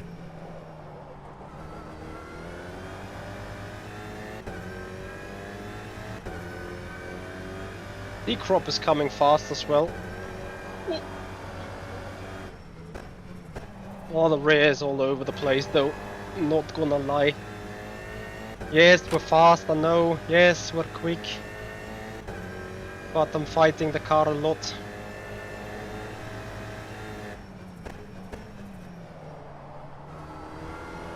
Ah, what the hell?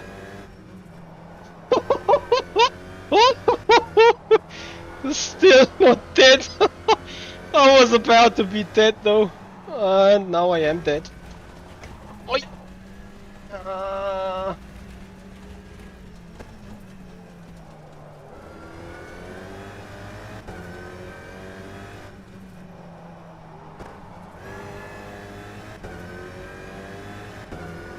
David, what to do with that rear? What to do with that rear? I don't overheat the rear tires. Copy. That was a 1:14.8. It's easier said than done though, guys. The car drives like a freaking rally car now. Okay, focus. Minimum turning input. Keep the car straight. Proper work though. Yes guys, clip it. Clip it for fun and entertainment. I don't know how I kept that one on the grass though. And then nearly even kept the lead. Car's great through those left-handers now, easy flat. Okay, not both easy flat, but... don't die again. It's hard to tell actually whether, you know, the rear is about to swing around or whether the car's just finally starting to understeer.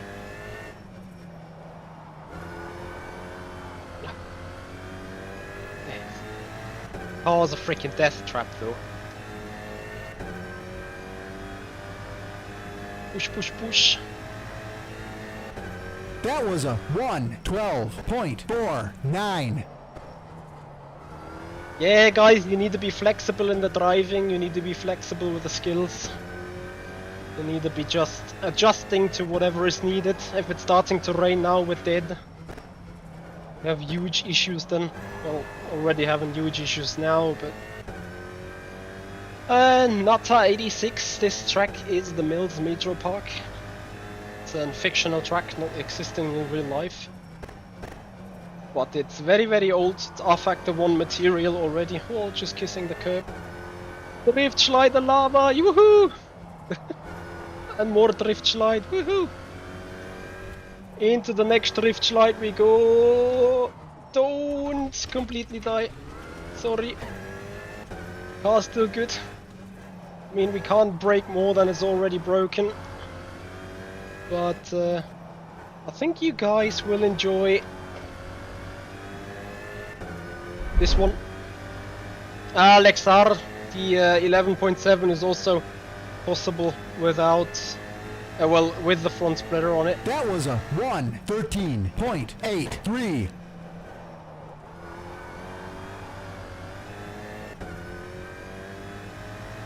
It is a fun track. It is fast and furious indeed, Laurie. I think it's more furious than actually fast. Wrong gear. So rear right is potentially dead, which will become an issue. Did I say 20 laps? Oh my goodness me. How am I designed to survive 20 laps with this? Garby is dead. Poor her.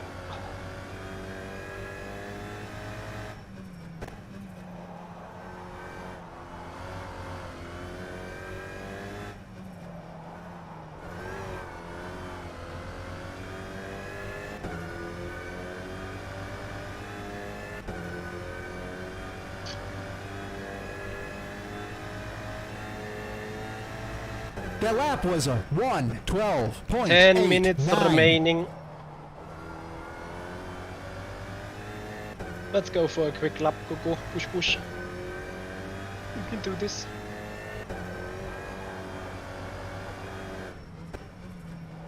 So guys, if you do appreciate the sick driving and if you do want to see more sick driving, then stay tuned. We're gonna go into a full setup guide with the Lmp3 car around Sebring. Certainly the setup guide is gonna drive better than, well, what this car is currently driving like. So I assume you will love it, and I assume you guys will join the stream and stay with the stream. Enjoy the setup guide and the track guide a little bit of Sebring coming up. And then we're even gonna do a race in the Lmp3 car. Gonna drive a 25-minute race around Sebring in the Lmp3 car, and if we have managed to get 3,800 subscribers by that time on YouTube, we're even gonna do the GT4 race at Spa. 12.45. That will be a race though where I definitely do not want to rip off the front splitter by all means. Meanwhile, I think we've done fastest lap of the race. Awesome. What a reap, what a yeet. Thank you, Bruno, much appreciated. Oh. Okay, rear right's dead. What the fuck? I have no fucking clue why I'm still not in the wall.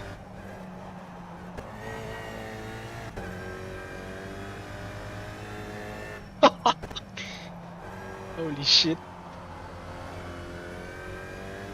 See a cave, see the car is amazing. Personal best, here we go.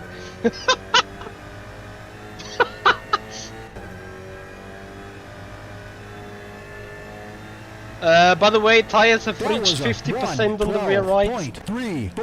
Hashtag dead.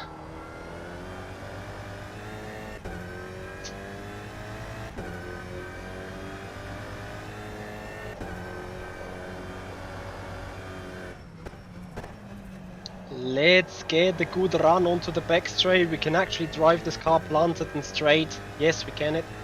Hey Toto, how you doing? Yes, so actually Bruno just pointed you towards it. Bottom of the screen, bottom of the description of the video. Oh. You'll find a full list of equipment I run. Actually, I just need to keep throttling it and then the car will be particularly safe and stable. Unless I overdo it, then of course I'm gonna die.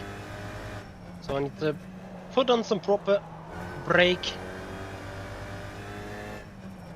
Enough with the furious driving now. I just need to survive. Hello, blue flags, please. Thank you. Be advised, broken car. That was a 1:12.35.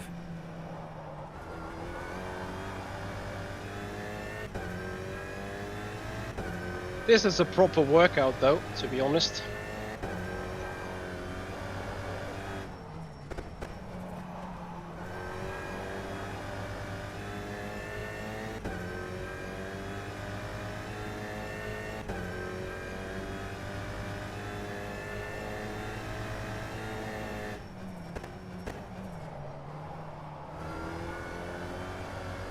So just keep the car throttling and then the car will be particularly stable.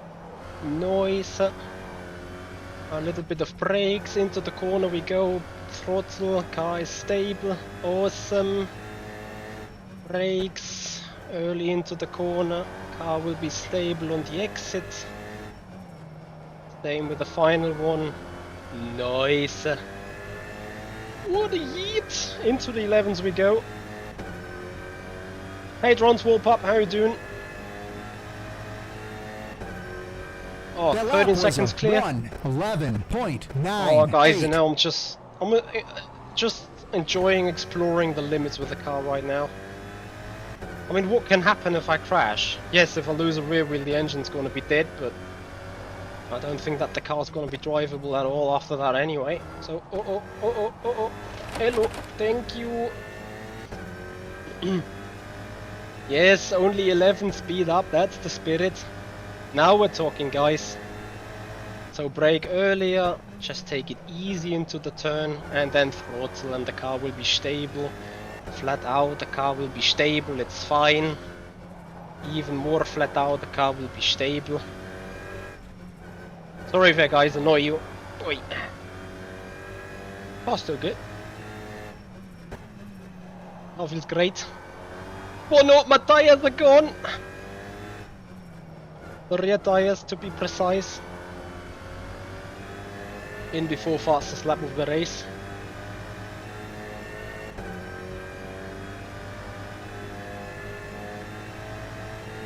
That lap was a 1:12.71. Well, I'm not sure what I could do with a non-stricken car, but yeah, I think even in those conditions an 11.7 is still possible. Let me just nail this corner. There you go. 2.5 tenths. Oh no, tires are gone, tires are gone!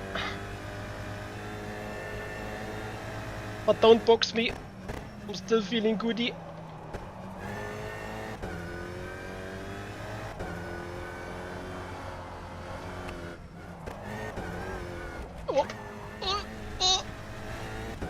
Oh no, tires are still good.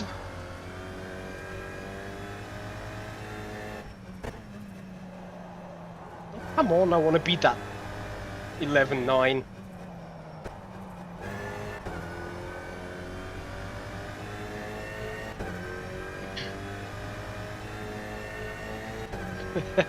The Bono is supposed to say tires are fine.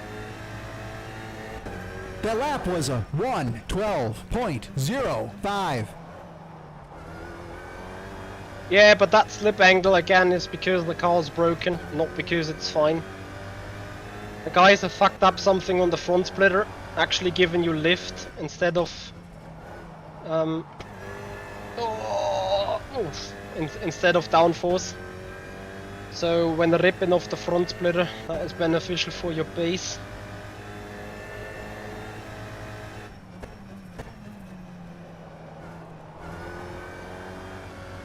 What have I just seen?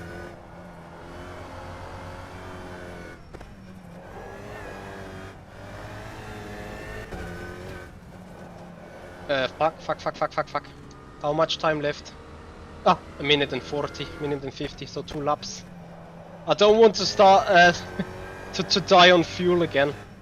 So we have 2 laps to do fastest lap of the race. Still at an 11.9. Push, push, push. 2 more laps, guys. That was a 1:13.13. Nice, turn 1. Get in there, boys. Now get that perfect lap together. Keep the car straight, keep it stable, early on the brakes. Early on the throttle, but don't go into the gravel.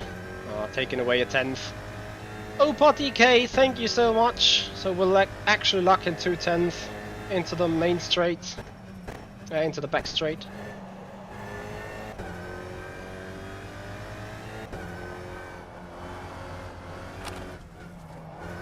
A lovely double left-hander early on the brakes, and then just throw the car through it. Brakes.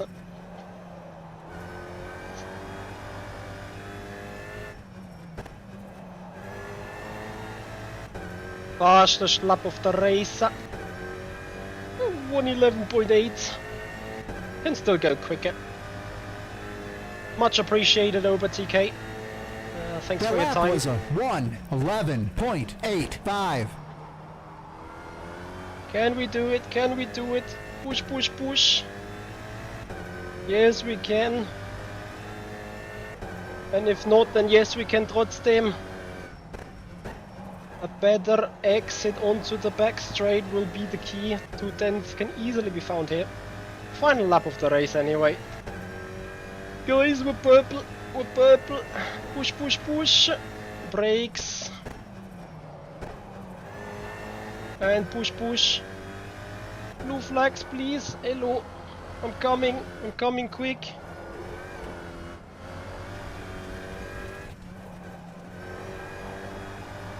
Awesome, thank you. Into the final turn we go. What a rape! What a yeet!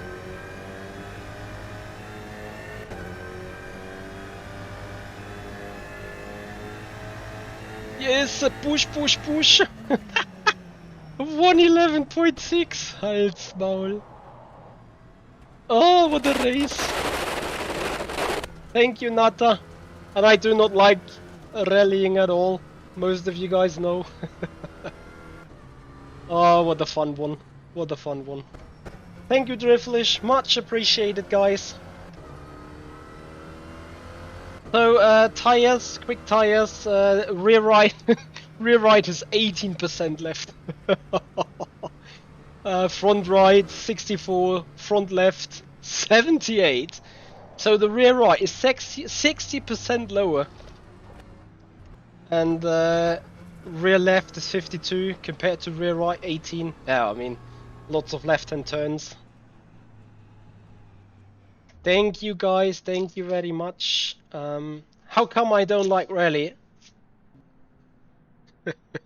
Sounds weird, but I'm shit at it. Honestly, guys, I'm no good at rally, by all means. This is not the end of the race, though. It is the end of the race. It's not the end of the stream, though, guys.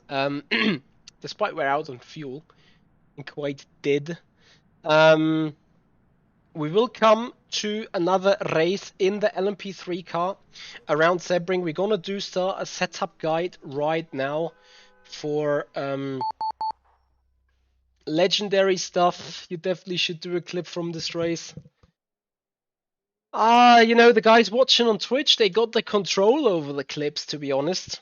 So we're gonna have a look into more clips indeed.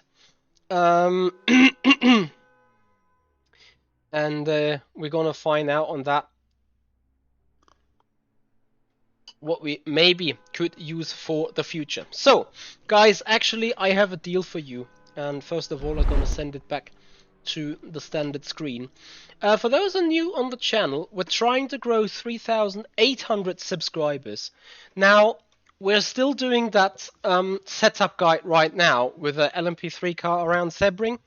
And then in exactly 1 hour time, we're gonna have a race, 25 minutes, hopefully again back to front challenge in the Lmp3 around Sebring. If we're starting at the front, then, well, we're gonna go for a drive-through and try to still win the race. However, as soon as the race is finished, and if we hit the 3,800 subscribers, I'm gonna lengthen the stream and gonna do the Alpine GT4 at Legendary Spa. So I need your help, I need your support, and you can really, really much, well, support yourself. It sounds weird, but you know, you can make yourself happy if you do enjoy the racing. Imagine we have to drive the GT4 around Spa without a front splitter either. Imagine Eau Rouge. Oh my god.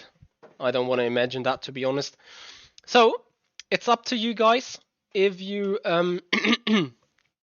send the crazy good Alpine livery on Discord. So let me have a look on Discord real quick. Where are you, Discord? And see if I can bring in that livery.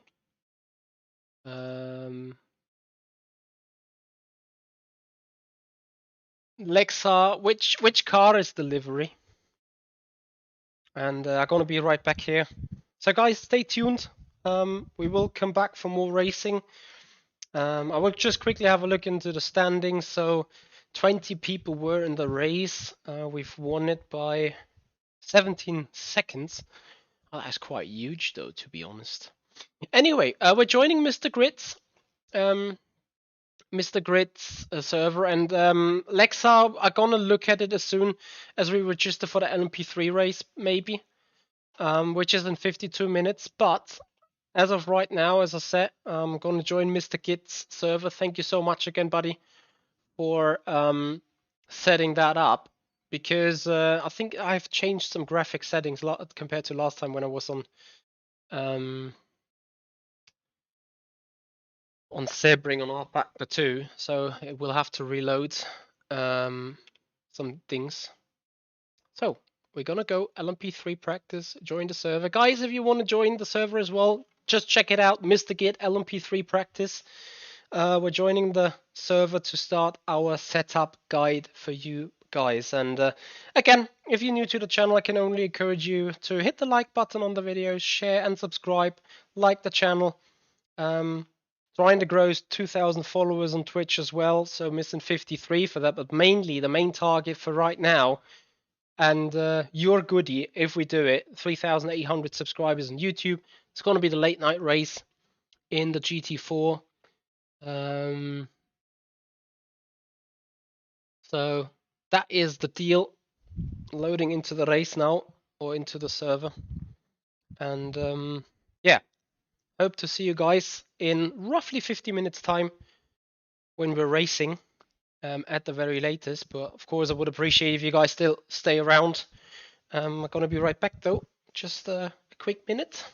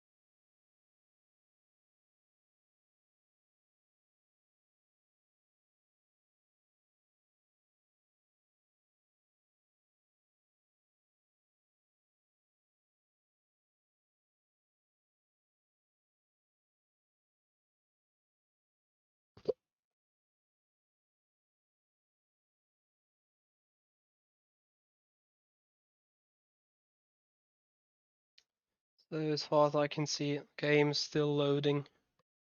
I told you this was gonna happen. Loads of new graphic settings to reload after we updated some graphic settings. Scotty, you still around?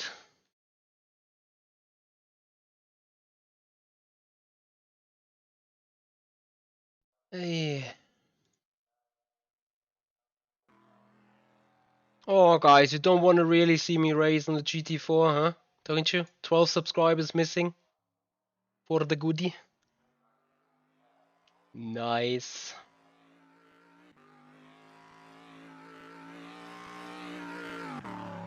So, 50 minutes time for a full setup. Let's go straight away. So, welcome guys to the setup guide in the Norma M30 LMP3 car on rFactor 2. We are at Sebring, one of the most bumpiest tracks in the world, and we're about to build a setup all together. So we're starting on 50 liters of fuel, just gonna keep it simple here. Moratel31, thank you very much for the follow, much appreciated. And welcome to the setup guide here in the LMP3 car. Standard settings, minimum tire pressure at the front, minimum tire pressure at the rear. Also make sure put a lower rear camber. It's just working quite beneficial on this car. The front camber you can roughly have alone. Oh, Mr. Gates, you have disabled the soft tire. Paper sad cat. I'm disappointed. Anyway, what works on the medium will also work on the soft tire regardless. So in the real setup, please put the soft tire. Other than that, you know, steering range locks, personal liking, nothing really much to set on the chassis itself. But on the suspension, and this will be really important as I welcome Maximilian Röhrig to the stream. Thank you very much for joining, buddy. The car is pretty oversteery, especially when you go on throttle again. So what you want to do is you want to stiffen up the slow rebound and you soften up the slow bump. Because, and I'm gonna put you guys the Porsche into play here and gonna quickly change camera for this. Come. There you go. So, why am I setting this setting? The car likes to very much and very easily oversteer in the on throttle moment and also oversteer as soon as you turn in, being full off the throttle, stuff like that. So what the slow bump and the slow rebound is doing, the slow bump is managing the compression. So when the suspension is getting bumped and compressed, and the stiffer the slow bump is, the slower this upwards movement is handled, and the softer it is, the quicker it goes. It's also the same with the spring rate. And the rebound is doing the opposite. The rebound is actually controlling the release of the release of the spring. So with a slow bump, you control the speed of compression, and with a rebound, you control the speed of decompression. The higher the values, the stiffer the car, the stiffer the dampers. That means the stiffer also the interesting. The stiffer also the bump setting, and that means the slower the weight will change. So we're setting this in the rear so to keep this car stable on entry, because with a slower rebound, with a stiffer slow rebound, the decompression takes longer until the weight moves forward, and you want the weight to stay at the back in order to not have the car step out. However, if the slow bump is soft, then the weight on acceleration comes very fast back. There's a lot of decompression, compression of the spring that will bring the weight back. Weight means downforce, means grip, push down the car, so it should be way more stable. And we're gonna do the opposite at the front, because we want the front end to dip in a little lazy, therefore have a stiffer front slow bump, and on acceleration we want the weight to go back to the back quickly, therefore we keep the slow rebound softer than the slow bump, and in general, you know, particularly soft. Other than that, we're gonna make use of a little stiffer front anti-roll bar, gonna soften the rear anti-roll bar, actually as soft as it can be, because it's overpowered in rFactor 2 to have the softest rear anti-roll bar. Looking for the aerodynamics, we do have a standard dive plane, so quite a lot of rear wing. The splitter height, I'm gonna put that a little lower so that we have more front compression, more front downforce. Radiator tape, gonna put it to 50, gonna see whether the engine starts smoking. Sorry, my bad, I'm super sorry. So quickly coming back to the suspension. Actually, you know, stiffer front slow bump, softer slow rebound, and softer slow bump in the rear, and a stiffer slow rebound in the rear as well. Really good explanation. Do I sound Liverpoolish? I don't know why you're saying that. Can't be right. Just joking. Anyway, that is a very general setting. Also remember to put a quite soft rear suspension, because you know the car needs a lot of stability in the back. Also, coming back to the aerodynamics, we're gonna put the rear wing to 6 actually, because you know we want to be fairly quick down the straights and have a good feeling. You know, I should go and start all over on a private server, because I'm running a different car than is possible right here, unless they've changed it, of course. I don't know that. Anyway, I'm gonna put the coast a little stiffer so that the transmission is not sending the car into a spin, and then we go out and drive and see how the car feels. Cheat. I want to see something on the right, so I'm gonna put the seat forward a lot. Elribus, thank you so much for the follow. Much appreciated your time. If it wasn't for your name, I would have thought you were Portuguese talking English. Accent similar to yours. I do understand. I'm actually German though, so no Portuguese. Vi no spiel español. Ooh, the rear end is still quite bumpy though. You're welcome, Lexar. That's why we're actually here. Also, Pokorny, welcome. So, there is loads of understeer right now, which could have a lot of issues. One is the cold medium tire. Others may be us grounding and surfing on the surface of the track, therefore understeering a lot. Oh dear. So when talking about setup guide, we have a lot of work to go still.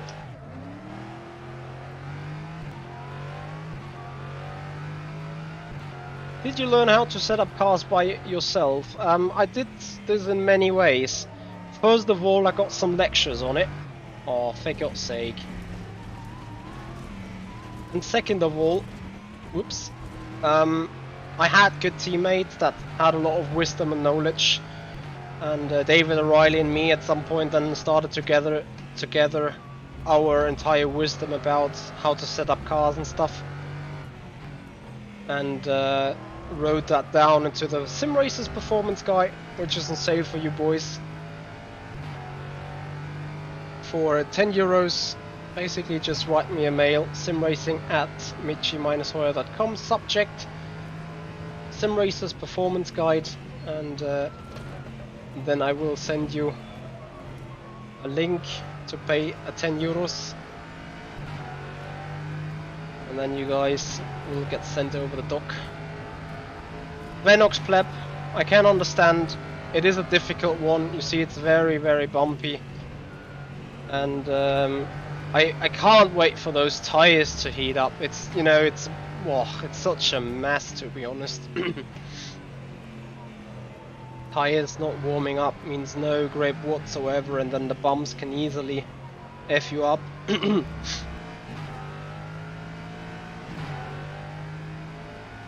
Yeah, Sebring is really, really bumpy.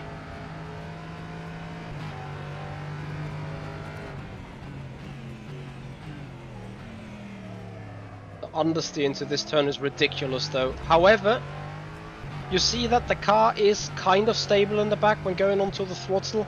Usually it does over-rotate, sending you into a straight spin and straight slide. Actually what happened in the first outlap now. But the car itself is considerably stable for the setup setting. One have to say though, the Lmp3 car in general is very, very unstable in the back, as you can see. So we still have loads of stuff to do. Okay, coming back to the setup then. We need to somehow make the rear end work. First of all, I want to get rid of the low suspension, therefore removing a bit packers, raising the right height at the front, and I also gonna raise the right height at the rear, and also remove packers, because when packers are in place, if the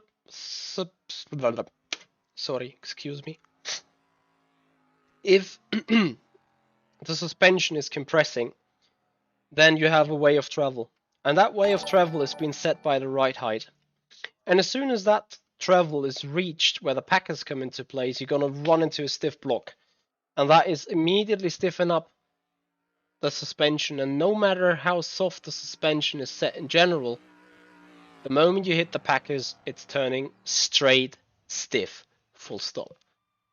And you want to avoid that by all means. So I'm gonna put away the packers a bit, gonna even increase the right height, so even with an even softer spring right now, because the rear is still dancing too much, and even with a little stiffer front end now, I don't, by all means, don't want to have the car run into the packers.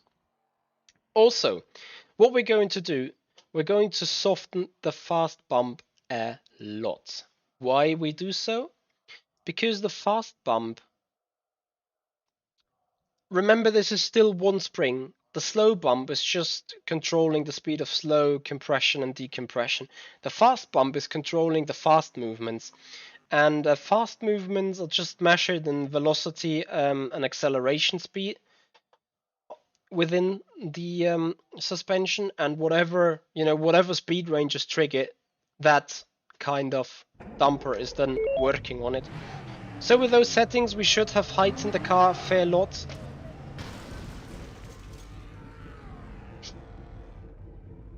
Sorry. We should have heightened, or we should have, yeah. Thank you. We should have heightened the track of the car a fair lot, enabling it to go softer over the bumps. Yeah, clip it.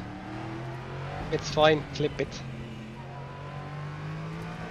Which should grant us a lot more stability over all the bumps, and also make the car not jumping around as rigid. Because now, you know, with a fast bump being more compressing, or being easier to be compressed, that means that the bumps are more easily soaked and more easily kind of ignored by the car when going over them. Yusino and Somu Zazuls, thank you so much for the follows, much appreciated the time, guys. Let's see how the car turns in turn 6 now. Still a bit understeery, but it doesn't feel as surfing as much on the ground anymore.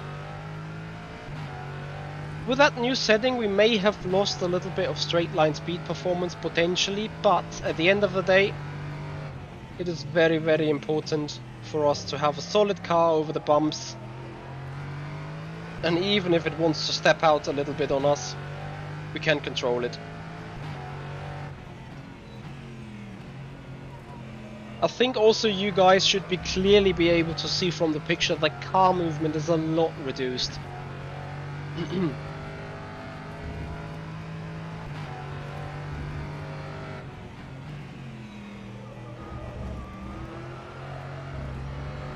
So you can actually finally drift and push the car a lot without having to fear that it's going to die immediately. Commentator's curse, that is. F.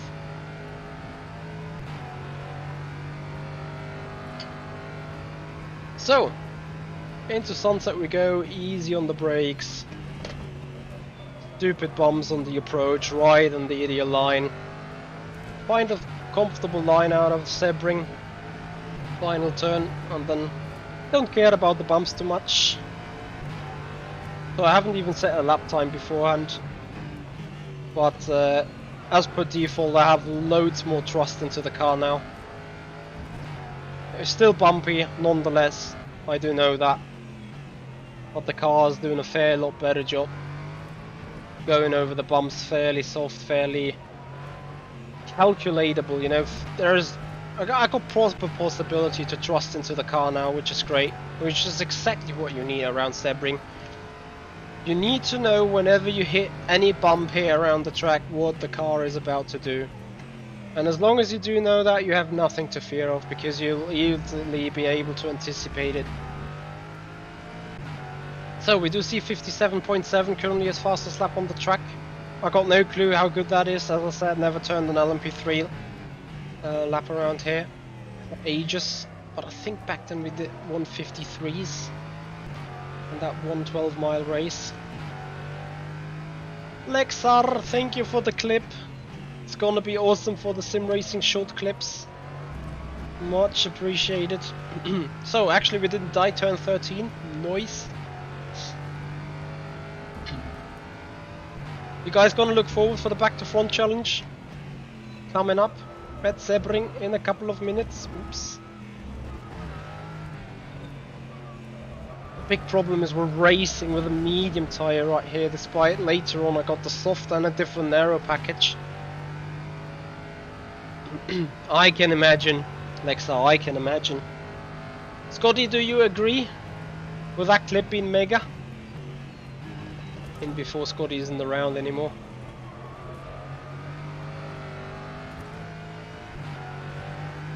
So turns out that a 57.7 is fairly quick. 2:00.11.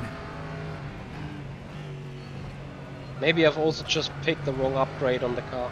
Could fairly be the case as well.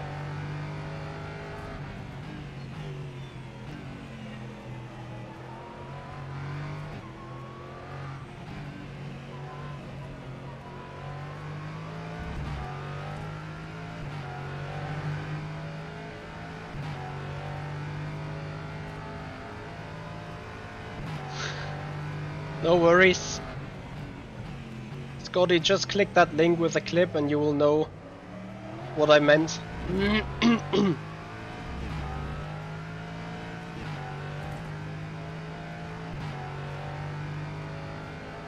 Ah, Jonas, that was you. No worries, man. No worries. All fine. You actually contributed to a fun clip here. Kudos to you. So, I still feel the tires heat up, I still feel the grip come towards us.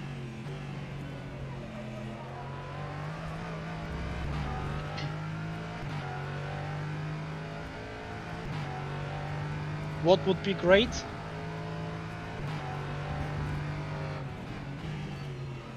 For the clips things we just talked about before the stream.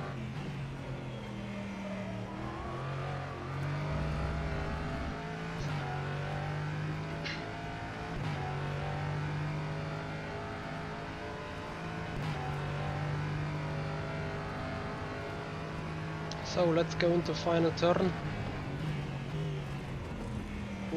Oh. Make the car turn. Oh, the bumps. Well, you can't ignore the bumps all the way, can you? Oh.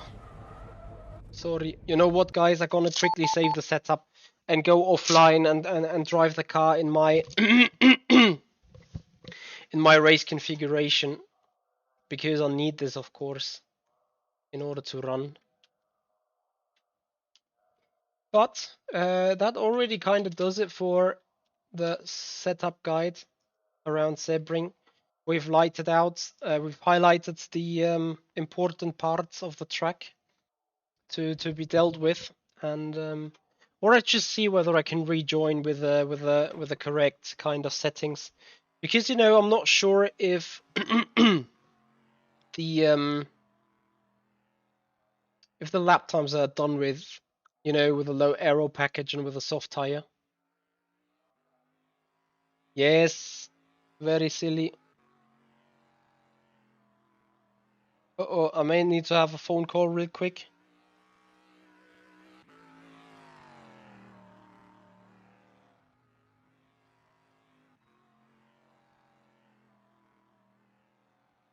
Really, really quick one. I'm very, very sorry. Well, if the phone is the phone is ringing. I am back in a couple of seconds. For that time, we're gonna just watch someone else. Guys, I'll be right back in a second. Promise.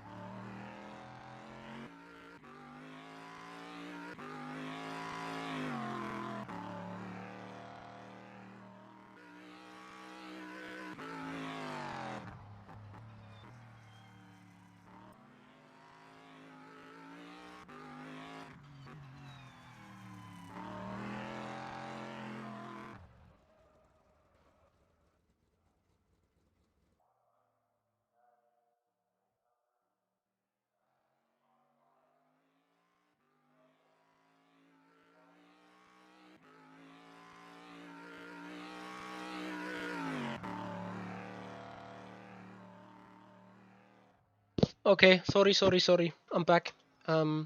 Just had to quickly answer this. Okay, I'm trying to see whether I can easily just change the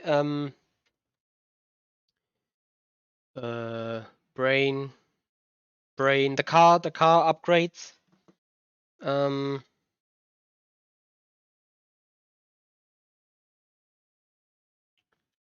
while joining the server so that we can run with a right setup, drive, customize. Yeah, Alexa, I know what you mean. Oh, some VS, I'm sorry. I'm very, very sorry. Tires unrestricted. There we go.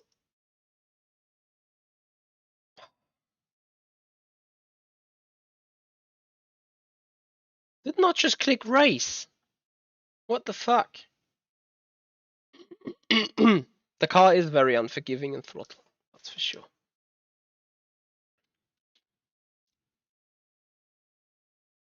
So sorry for this interruption of the setup guide.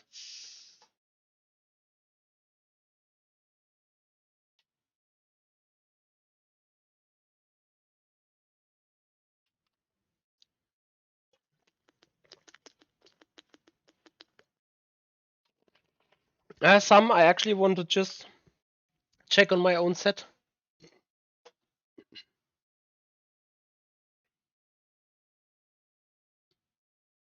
And see whether that works. Because, you know, doing a setup guide and then not using the own setup, or using the own setup and die, would make a very, very bad picture. So, we have 20 minutes to go to the race, guys. I hope you're excited. I am excited. I'm very excited to see if my car is working the way I want it to work. With a low downforce setup, we're now going to change just very, very small things. Means we are going... Well, first of all, I need to check whether the suspension is not fucked up. But mainly on the aerodynamics of the car, we now have to have a look again into the overall settings, because with that low downforce setup, of course, we have different aerodynamic. It stays with 6 degrees, but since there is low downforce on the front, I'm gonna put it to 2, and I think that should be fine. Other than that, I'm looking at the setup. Yes, this is all the same. Wait, tires. I want to have the soft noise, and that's it. So let's see how the car feels with the soft tires around here. Maybe now able to do the 57.7.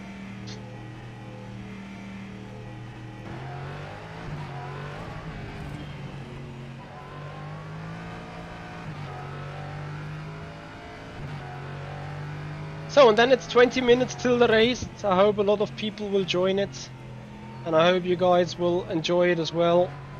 We are going to do a back to front challenge regardless. I mean, I hope for a starting place down the grid per default. If we're starting at the front, I'm gonna go go wide here in this turn 6 on the very first lap.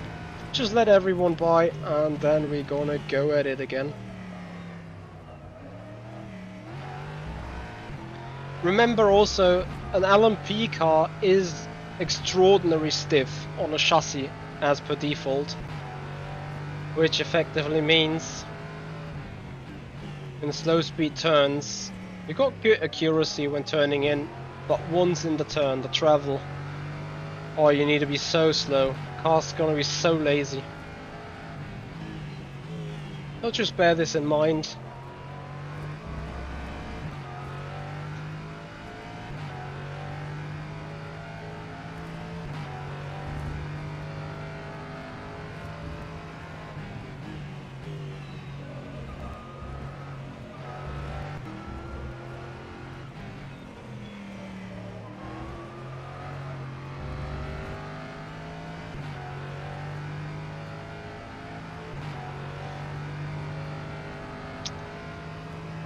So guys, I very much appreciate your time.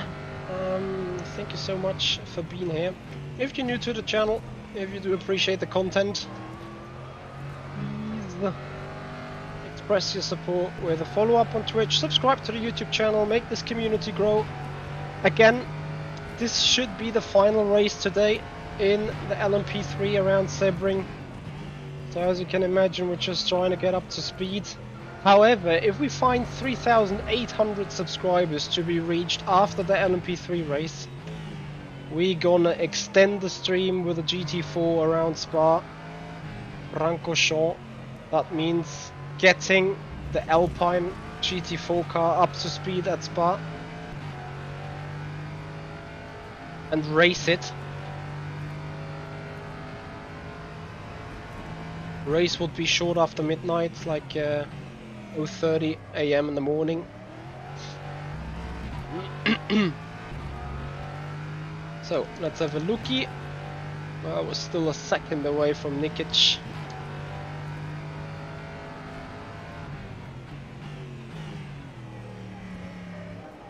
That said, I think we still need to do some running.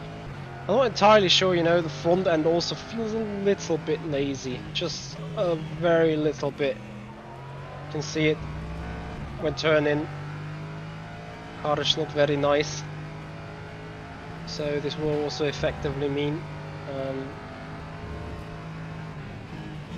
we still have to work, have to do a lot of work there.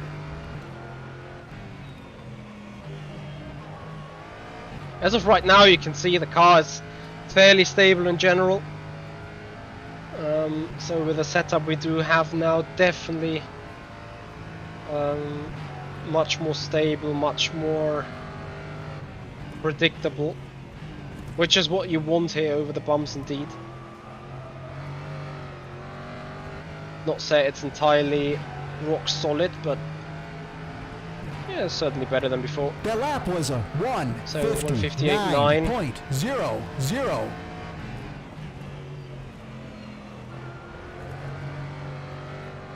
But you see I'm lacking a little bit of performance into the turns, which means front end is too lazy. So we're gonna go back a tiny little bit on front suspension. So slow bump, a little lower, slow rebound. We want to keep the weight a little longer at the front. Spring rate 1 click softer, a little less right height for more rake. And also, because it felt like we can allow it 1 click softer. Oh, that is obviously a huge change of.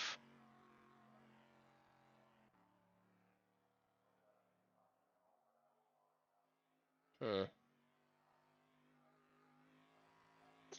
gonna go 1 click more open with a differential.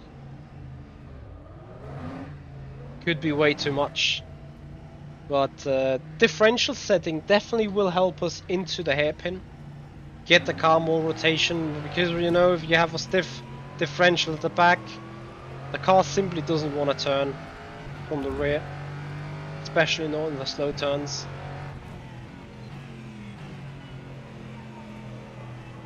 Just hope that this doesn't bring the snap oversteer in when going back on throttle again.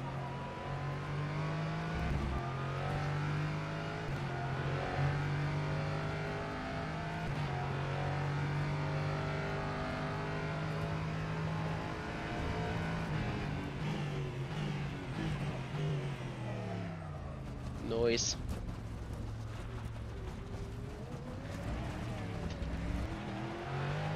Also, I'm pretty sure you guys, for the time being, would appreciate checking the sectors instead of just see me and have the gap to the leader. So let's see what the first lap's gonna bring to us. I also hope a little bit better turning into turn 1. You know, just a little bit more front end than general. You rather want to have a little bit of an oversteery car instead of an understeery car, because if the car understeers, there's not much you can do. But if the car oversteers, you can manage it as a driver with the inputs a lot.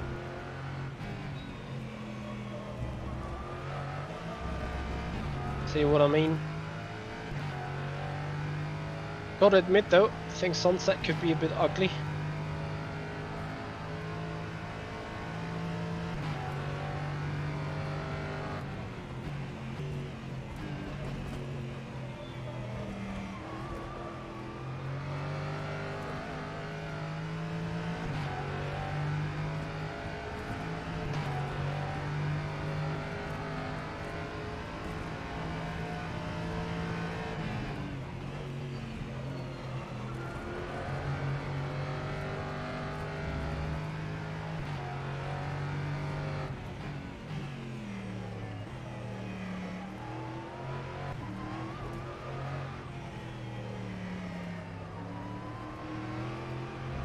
Yeah, you see a lot more turning momentum possibility here. Hey Moby, how are you?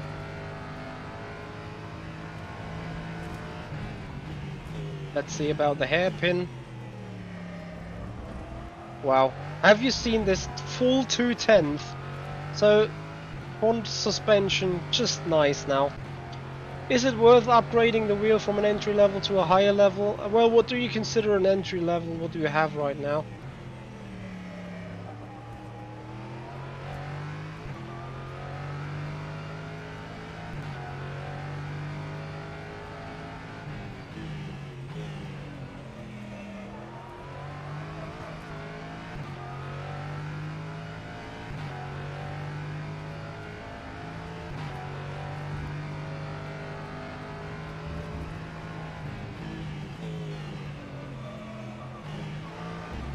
If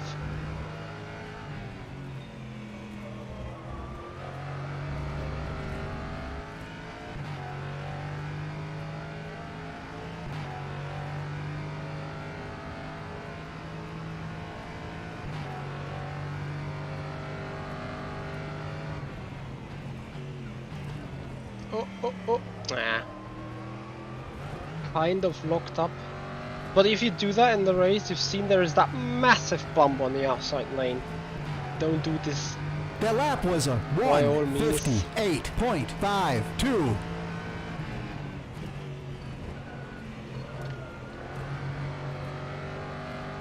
This is going to be a fun race, to be fair.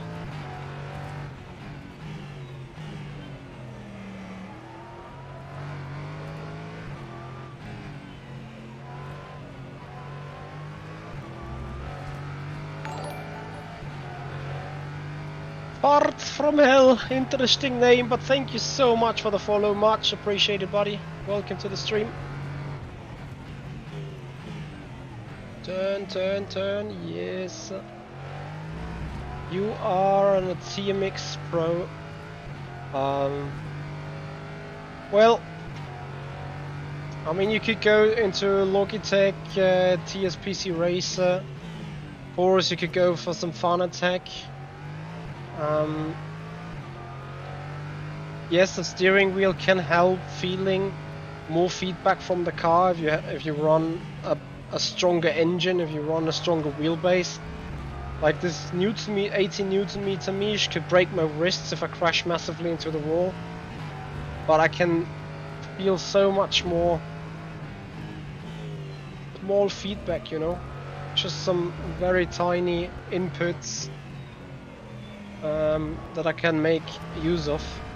But yeah, this I can't say it per default if a new or better or more expensive steering wheel will massively help you.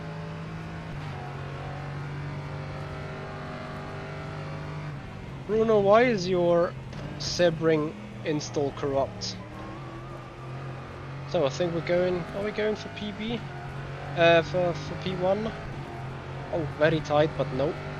The lap was a 1:57.83. Why is your Sebring installation corrupt?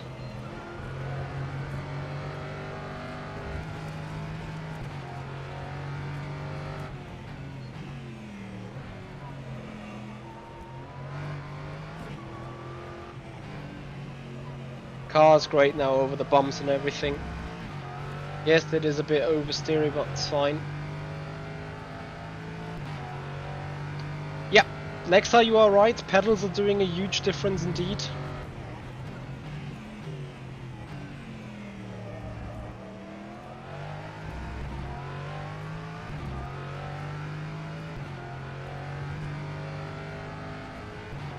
Okay, good luck, Bruno.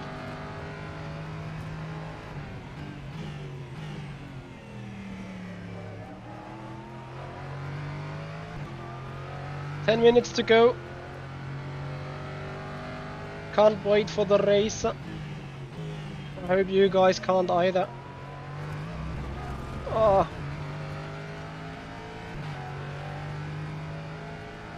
Come on, I wanna have BB though.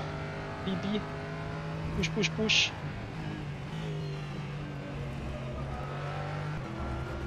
Oh shit. Cut lap. F. Is it cut? Yes, it's cut. Yeah, Bruno, that's why we're doing a setup guide here. Also for the race, I think 25 minutes of racing. We do 2 minutes per lap.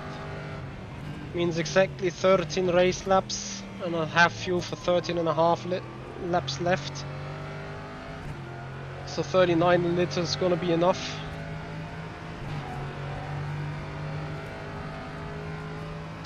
Driflish, I do love my load cell brakes here.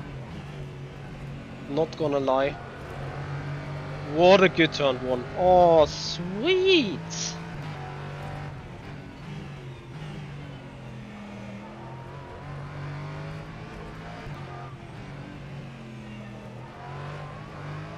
Oh, that entire first sector has been sweet, to be honest.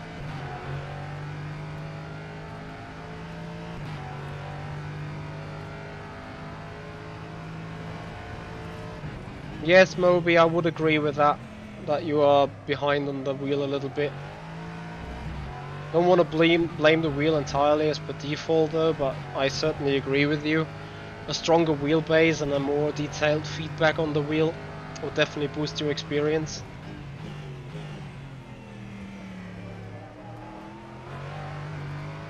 Push, push, push. Can make a massive lap here.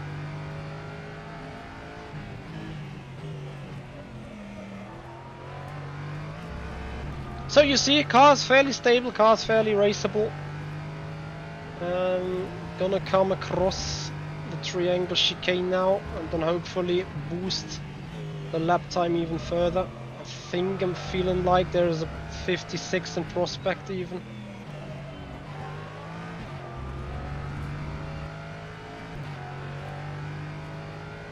Maybe not in this lap as a general, but or in this lap in particular, but in general, you're just nailing everything.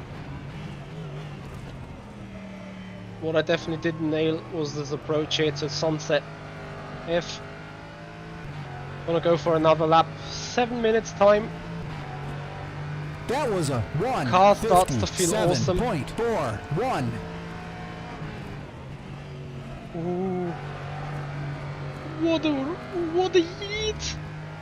That was massive slip angle, I agree. And yes, I blame myself guilty on it. Usually not here to yeeting and slip angling around the circuit. Jesus, another 1.5 dents though. That feels awesome. Guys, I hope you are joining for the race. That is coming up in short notice. 25 minutes of racing here at Sebring. We're gonna do back to front challenge regardless of where we start. If we start at the front, we're gonna run wide in turn 6. If we start at the back, we're gonna have the challenge per default.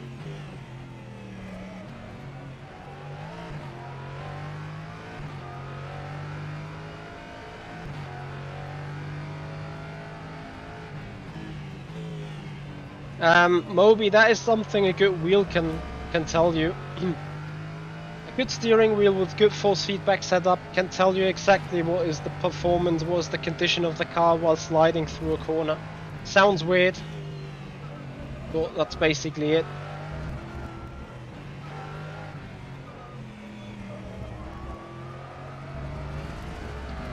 So car is, I think, raceable. I don't want to say it's pitch perfect, but I would feel comfortable on doing a race on it.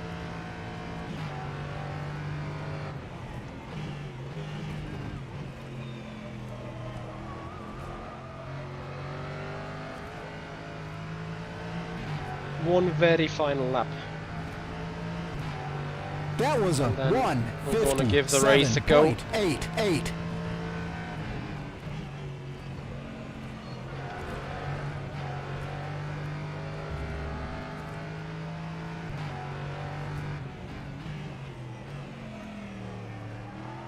Oh, the balance between locking up the front and locking up the rear is very, very slim though.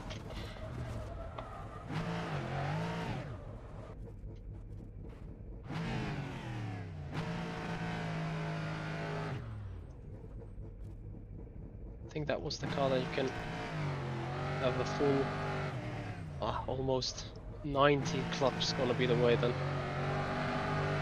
I think for this one it's 90. For Imola, the full clutch engagement was the way to go.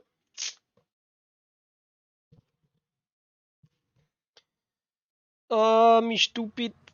Wait, I just clicked escape. I thought for a split second I forgot to save the set. Okay, I said 39 liters to be enough. Is that correct? 39 with 13 but 3. Yeah. 39 liters should be it. Summary. Save. Awesome. Exit.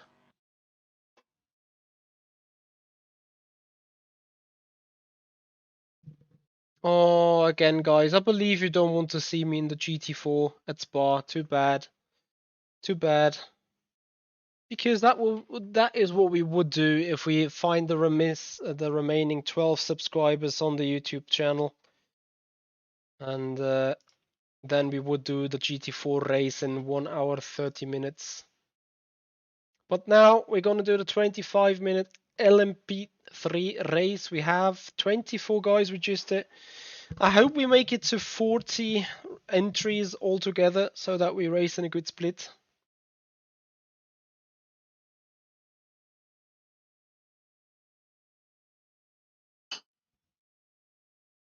Awesome, Bruno. Looking forward.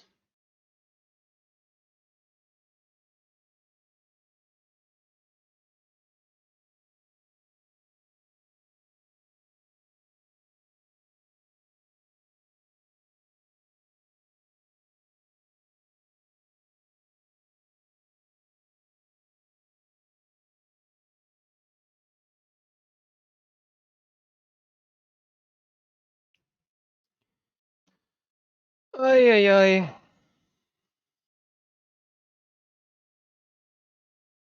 Bruno, you do have the setup? I hope you saved all your screens.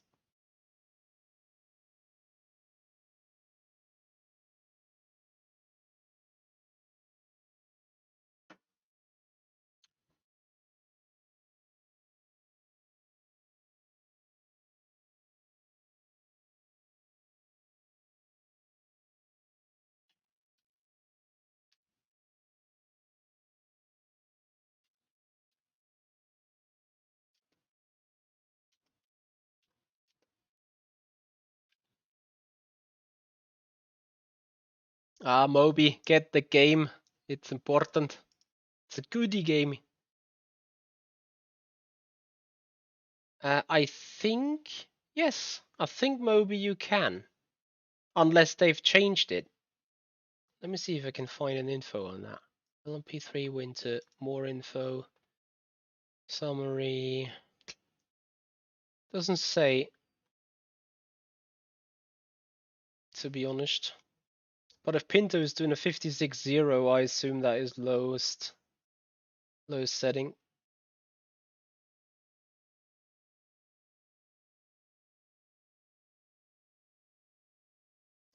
So 26 in the race. Now I need to pray that I be in the top split.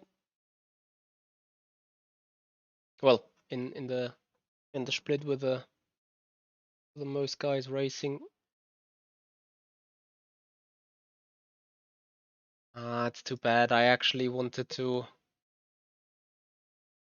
do good racing back to front challenge, but it's pretty likely we're sitting in the wrong split maybe.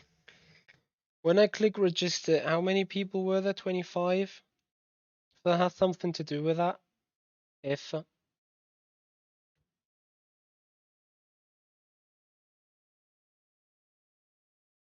Moby, iRacing charges even more money though, to be honest.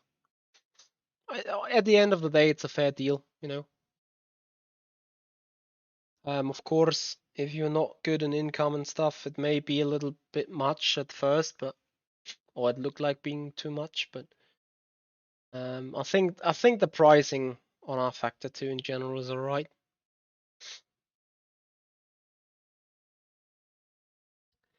So guys, welcome to the race. 28 entries. Please, I want to be in the 20 car split.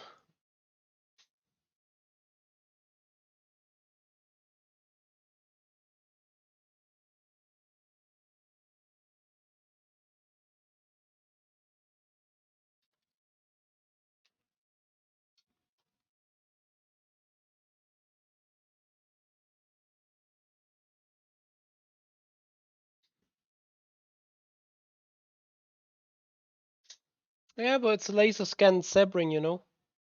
You know, it can always argue about it.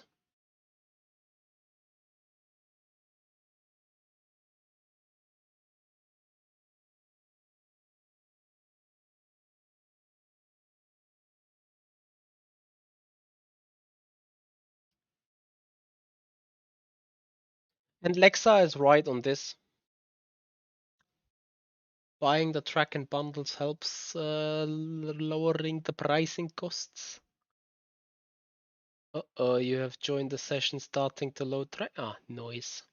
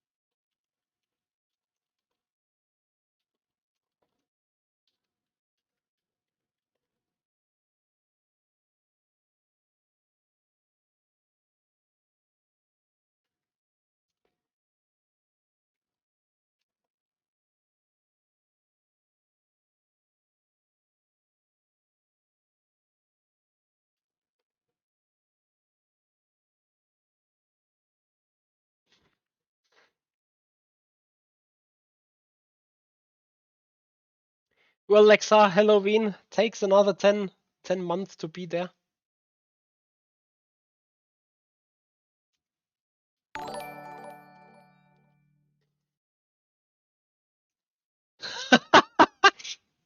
Scotty! Thank you so much for the subscription. Much appreciated.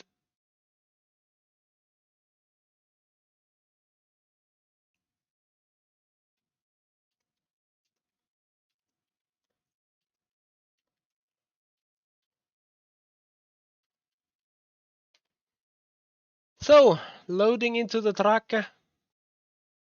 Guys, fingers crossed that we're sitting in the split with the 20 people. It's gonna be more entertaining for you.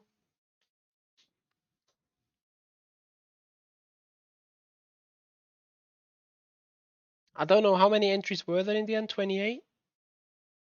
I'd be happy with splits of 14 as well.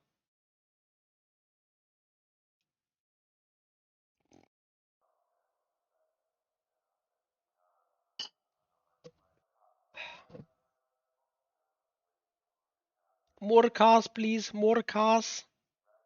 No. More cars, please. No. I'm sitting in the split with 8.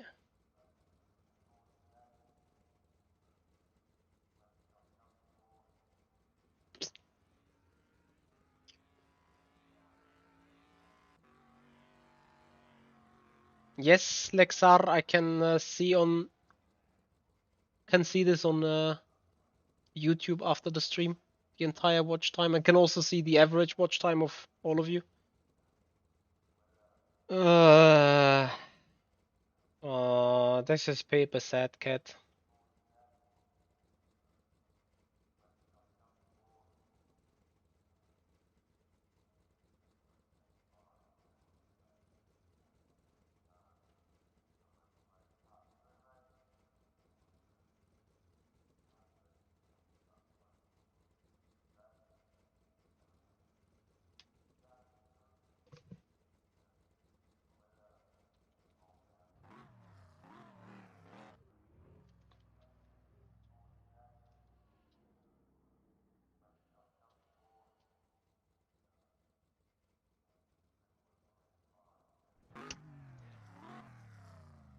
I don't think I can see watch time from Twitch though. Ah, Bruno, it depends on where we start, to be honest.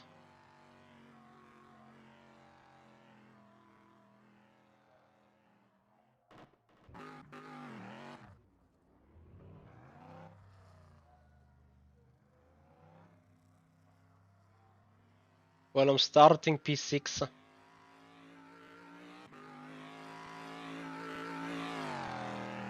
Yes, do so, Lexar. This is great. Okay, let's have a look.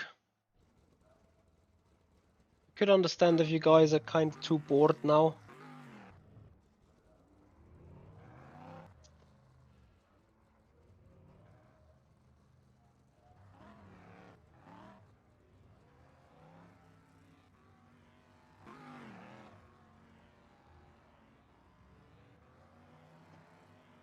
Hey Richard.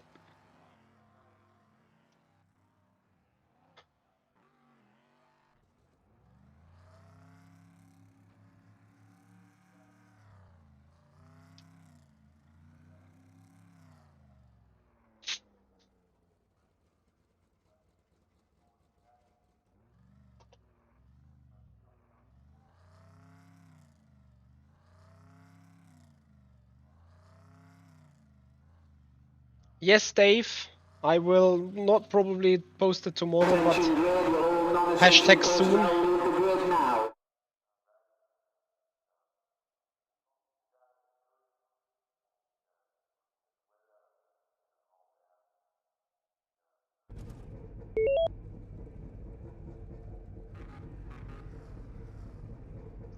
Guys, enjoy the race.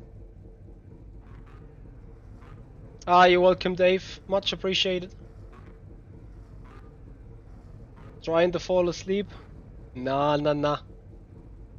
People, keep ringing, Scotty. Not allowed to sleep. We're doing racing. You're not sleeping. So we're gonna run wide in turn 6.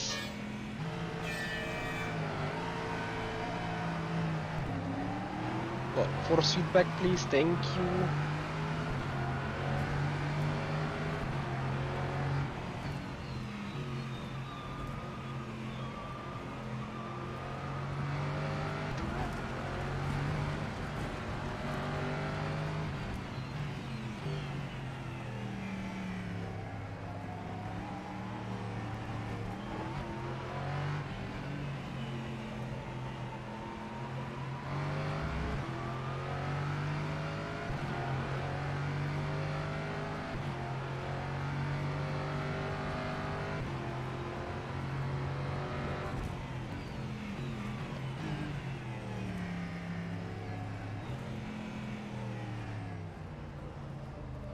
So here we go, back to front challenge. We're gonna start this in 6th though, rather than 7th.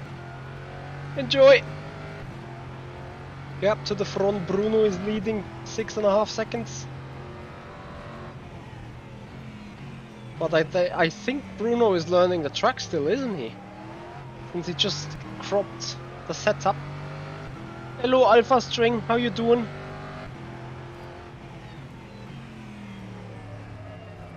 Someone else is seemingly learning the track. P5.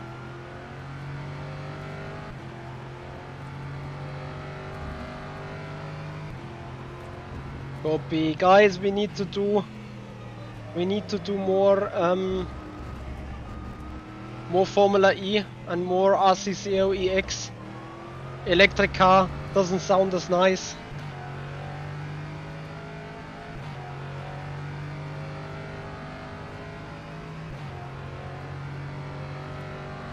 Lexa, what you're referring to? As in, you never mind.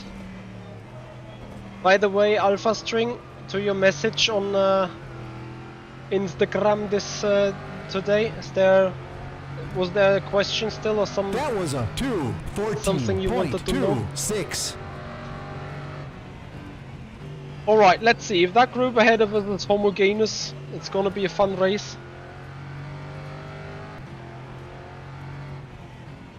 I hope they don't punt each other off and just have great and small, nice racing. Well, that said, they start to die.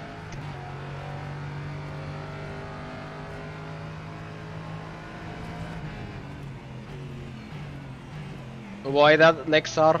Which watch time stats, by the way? You have watch time from yourself, or is that just a screen time on the phone?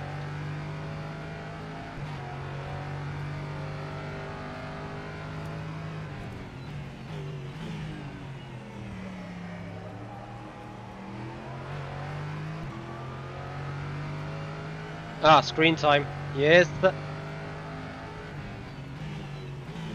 I don't have much screen time. Well, I do have much screen time on the PC. Not on the car though, and on the smartphone. Okay, now first guy to get is Paquez.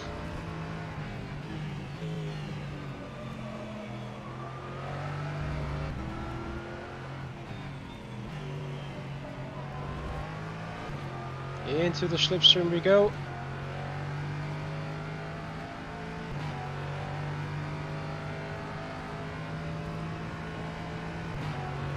Nice into P4. Easy on the brakes, early on the turn in. Stay on the inside of the wall, don't spinalla. Noise.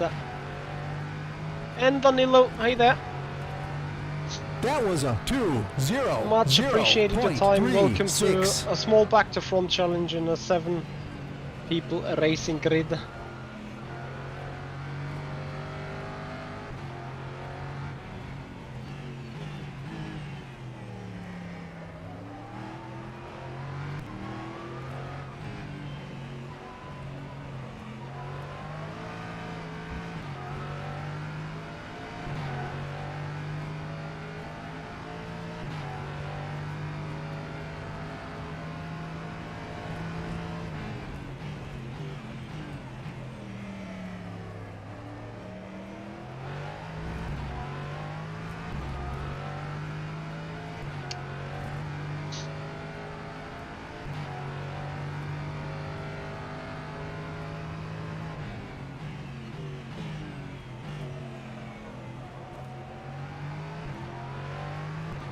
Are you doing that EERC or whatever it's called, the EERC 24 Hours of Daytona?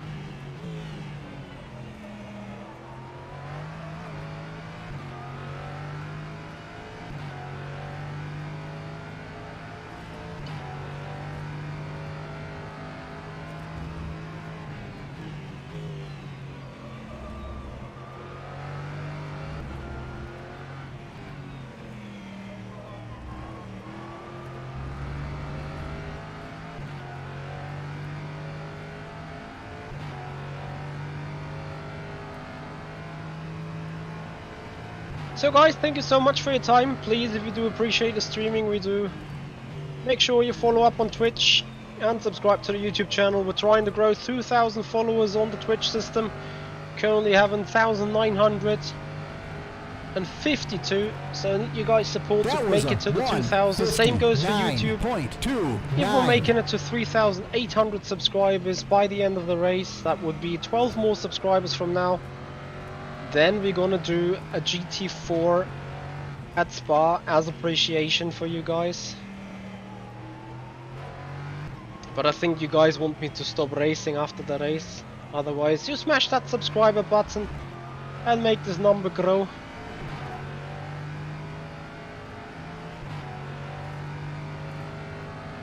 A2 Mobile, no, I have 1,952. And I'm not lying, you guys can see this.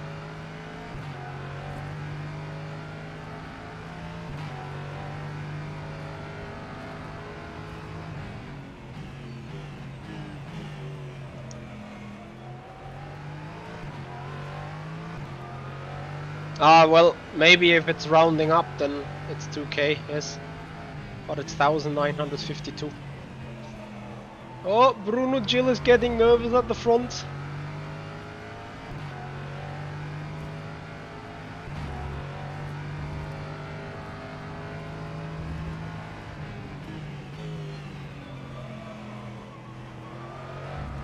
Oh, the dirty air.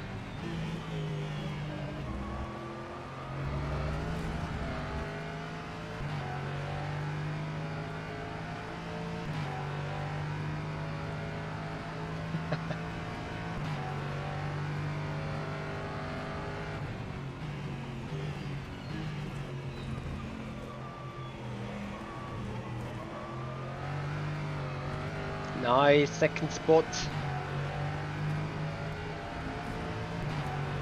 That was a 1:59.88. Let's push forward to Bruno. 8 laps to go. No, 9 laps to go.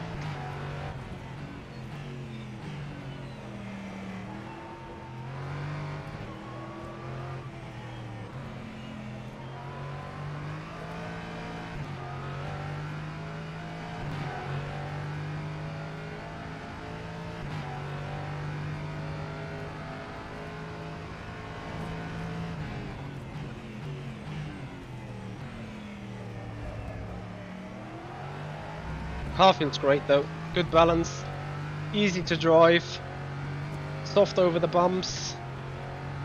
Not 100% perfect, of course, but you know, Dave wants to keep working on the setup. I know that Bruno has taken the setup, so I'd be interested to see what he thinks after the race.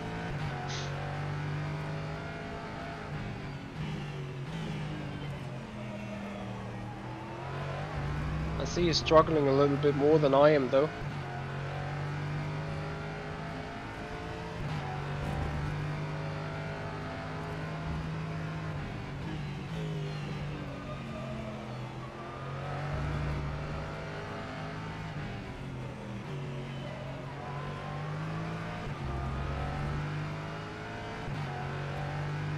Yeah, and Danilo, I like it as well. It's a nice track actually. A bit too bumpy, but in general, really nice to race on.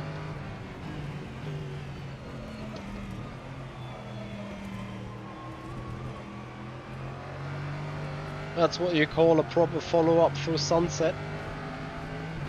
Nah, Laurie. That was a 1. I don't kill Jill. 9.18.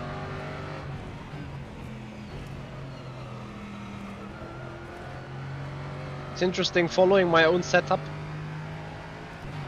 and not being able to follow in dirty air too good.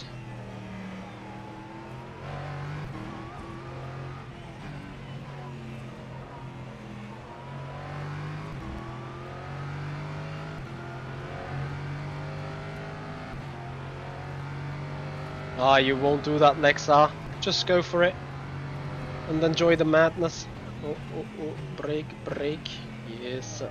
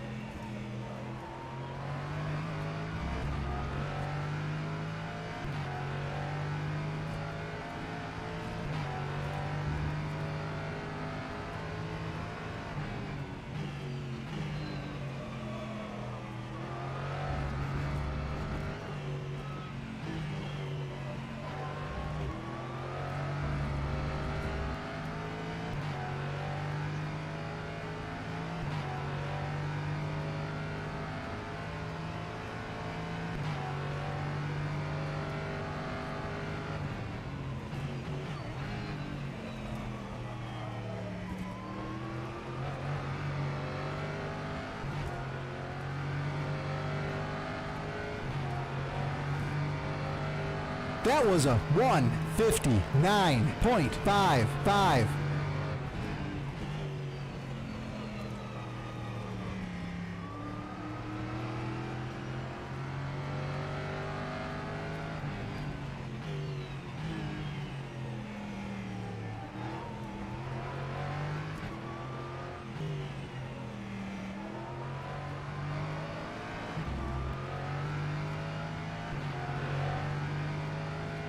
Oryx, stop it.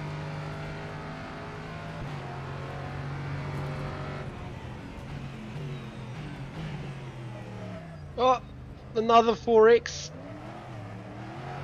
Ah, I know he was about to pass me.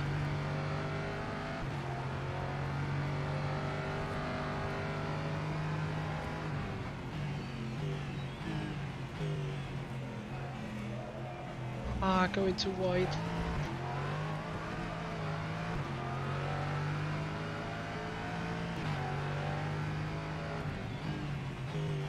I wanted to do proper switch back into P6, but yeah, you can see this on this view maybe. There is the ace oilers. I just can't really see it to the right hand side. I hate this kind of cockpit. Not gonna lie.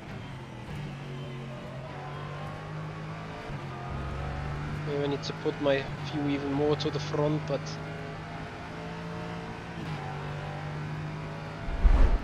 I mean, I can't see on the left hand side either, so this is scheiße. Oh! So Bruno drawing a different line, I'm drawing a different line, and his line is apparently loads better. So 7 more That was laps. a 2:03.10. Wow, that dirty air though.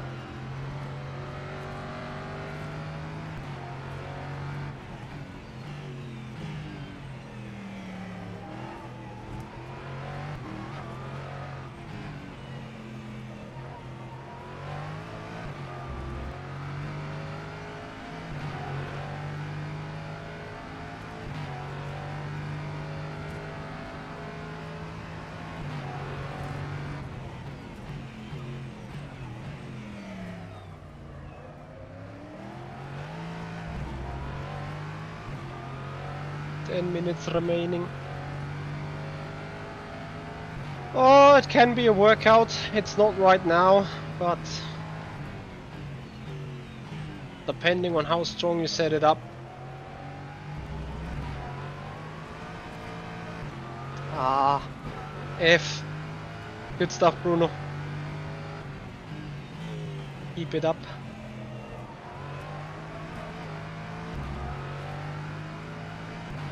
Yes, and Danilo, those are Huizenfeld sprints.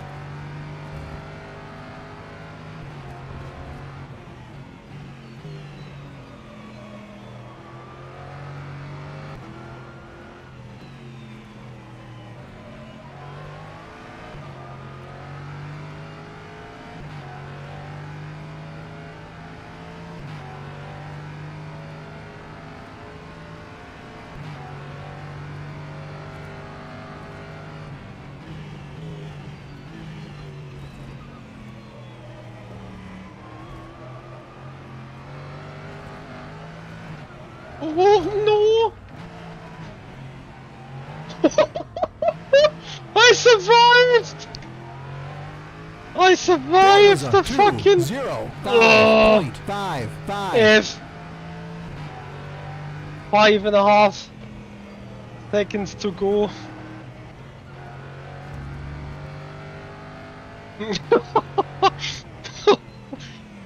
I just plugged in the rearwards gear and tried to get the car straight to not crash into the wall, and it apparently worked.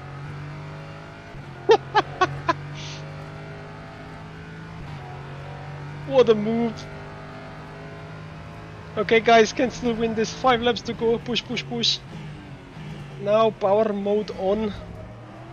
Oh, if I would have not brushed the wall, I would have had a great line into turn 1.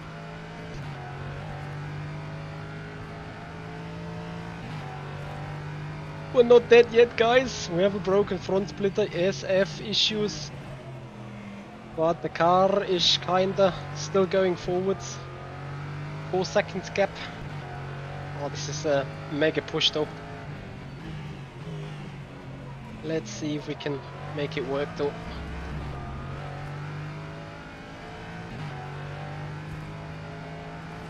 I'ma not give up.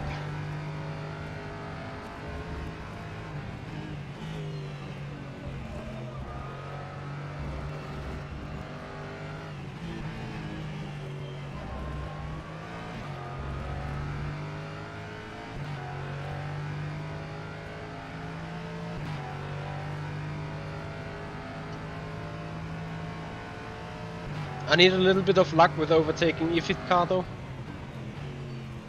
This needs to go fairly quick. I need to just come towards him at the end of the long at the end of the second sector, and then go. To be honest, I'm That was a lacking a bit of 0.23. front end. No, this is coffee. Coffee, coffee.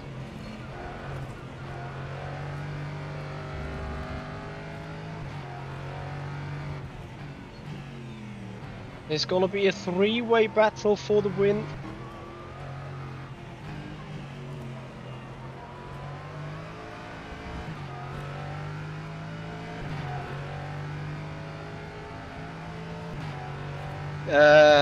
IMSA Sport? Ah, ALMS. Nah. You know I do not like Nordschleife, so this is a no. But thanks for the invite.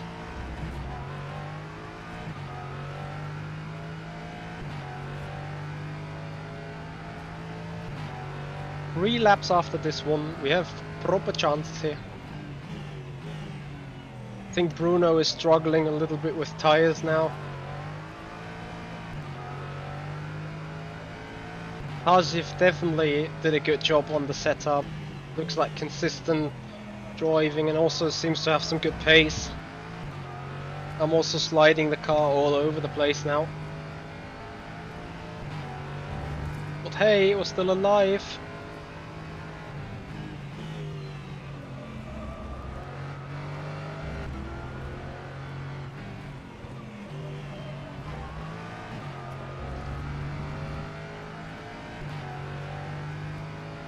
I'm just no fan of the Nordschleife. I think it's a horrible track to race on.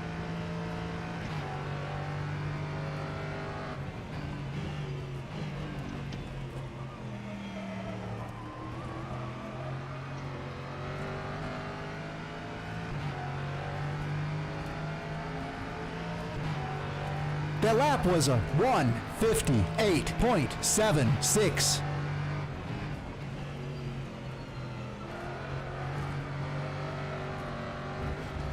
Oh, don't die though.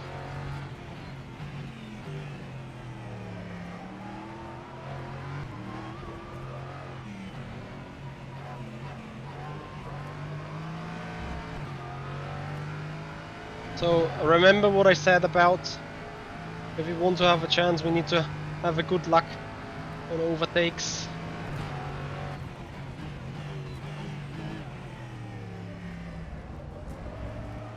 This looks goody, thank you for leaving the space open. Bruno, I'm coming for you. It's 2.5 laps.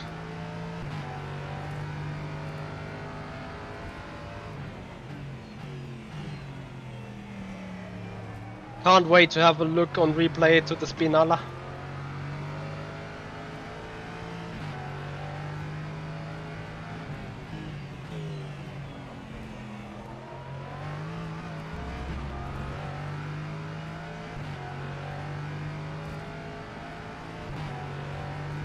Yes, Pijal. On the sign up you should have picked unrestricted for the tires, not normal. Normal is medium per default.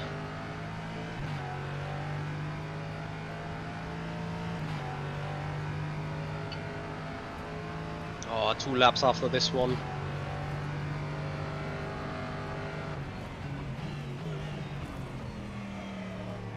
And I fucked this so bad. Gap is 9/10. That was a Big stretch required now. 1:59.74.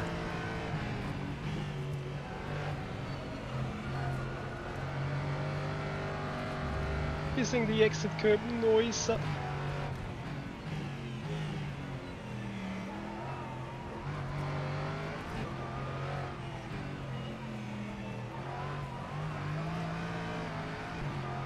Maximum push.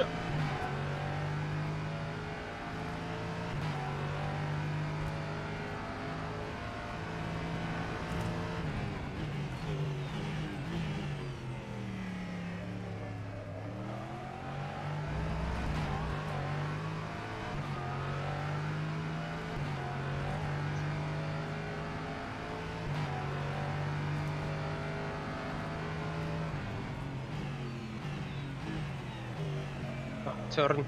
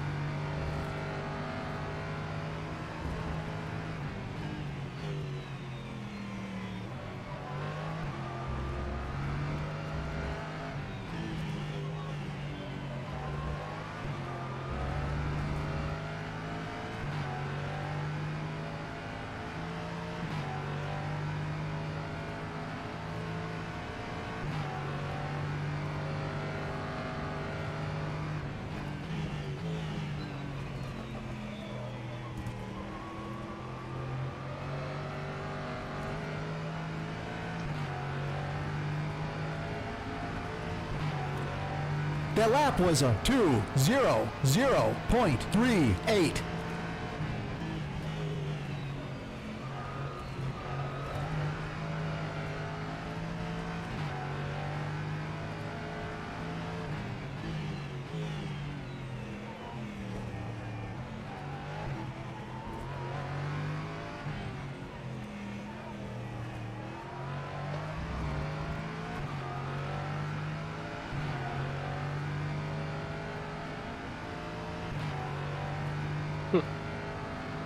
Nice job, Bruno.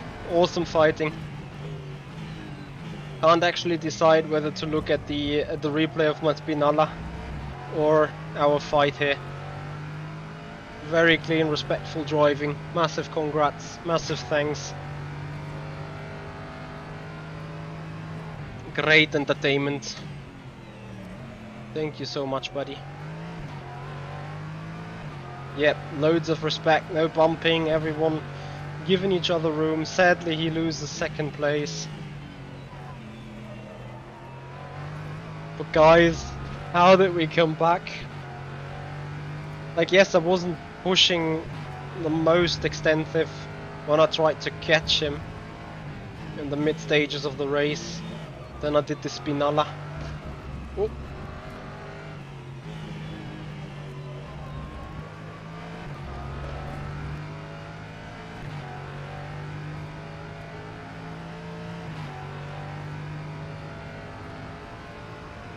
What a race! Guys, again, if you do appreciate the racing we do, if you love the content, please follow up on Twitch, subscribe to the YouTube channel, make this community grow, and support us building a lovely small community. It's a win! Yes, that was a... last 5 laps have been brilliant.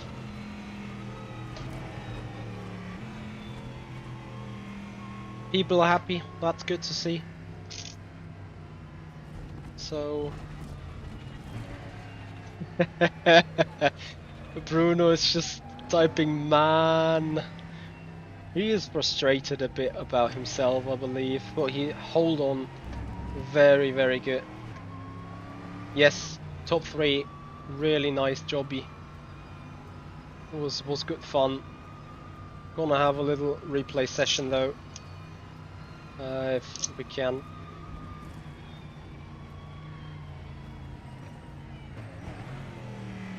What a race. Shall we have a look? Let's have a look at the recovery from the spin and laugh.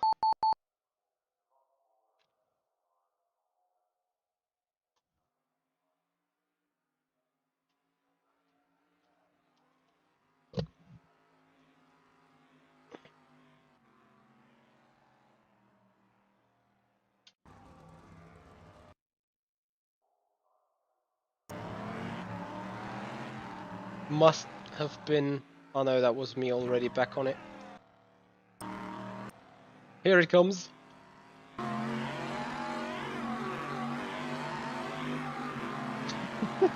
Eyes wide.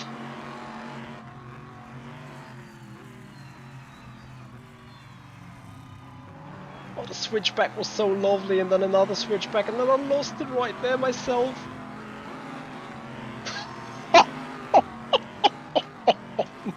No fucking way.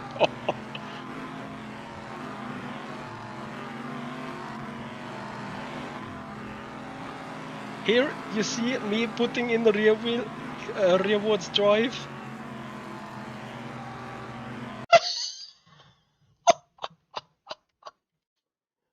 It's smooth.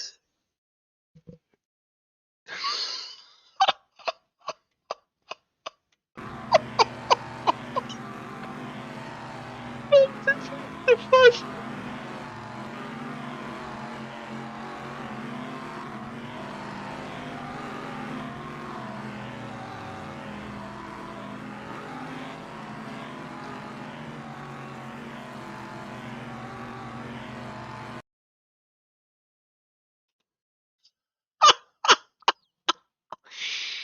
Good. Ist das geisteskrank.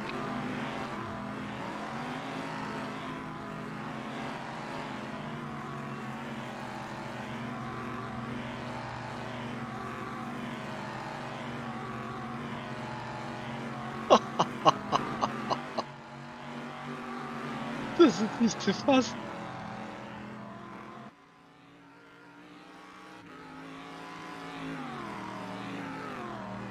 Yes, I hit reverse.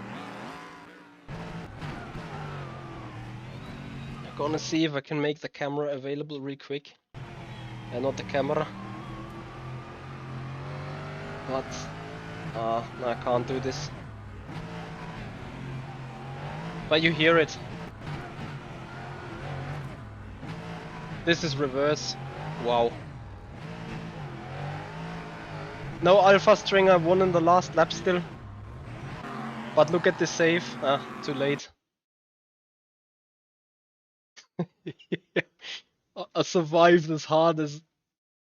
Like it was pitch perfect. Pitch perfect managing. And it was pure luck in the end.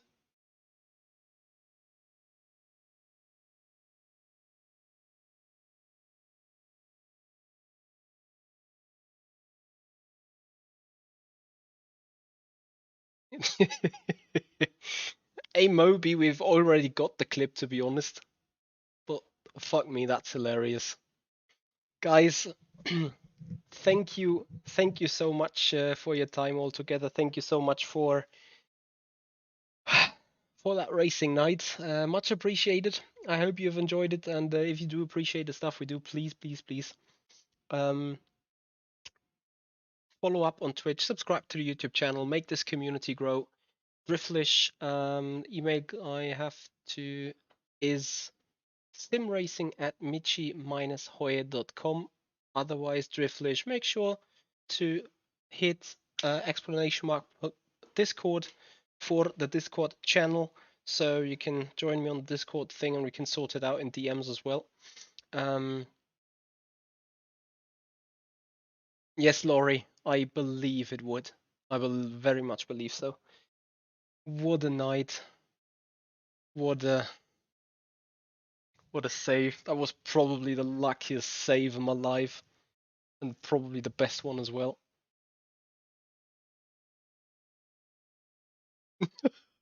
Es ist nicht zu fassen. Gott, ist das gut. What a race. What a race. So, guys, we're gonna come to the end of the stream. I appreciate your time so much altogether. Sadly, you have failed on the competition, so we have no GT4 race coming up. We'll remain still missing the 12 subscribers on the YouTube channel to get the 3,800 altogether. Guys, I would like to say thank you for tonight. Thank you so much for the company. Maybe we will have some iRacing going on tomorrow, or we even have a break. This could be quite potential as well. Yes, yes. Also, for all of you that are joining the Discord server, remember that you guys please read the community guidelines and show that you have read them and accept them with the green check bar at the bottom. That way you will gain access to the big Discord server of us and can actually interact with me and the community completely. Danilo, just type in exclamation mark Discord. I'm gonna do this just for you real quick. And then you guys just click the link and join. Oh, sorry, don't click the link of Nightbot. So for those that have the YouTube chat only, I still need the Nightbot to change. Somehow this didn't work last time. Again, don't go on the Discord. Don't forget to read out the community rules, community guidelines, and show that you have read and accepted them with clicking the green cross, the green check cross at the bottom. Then you will be applied the certified membership purge, and that will get you onto the main Discord server then.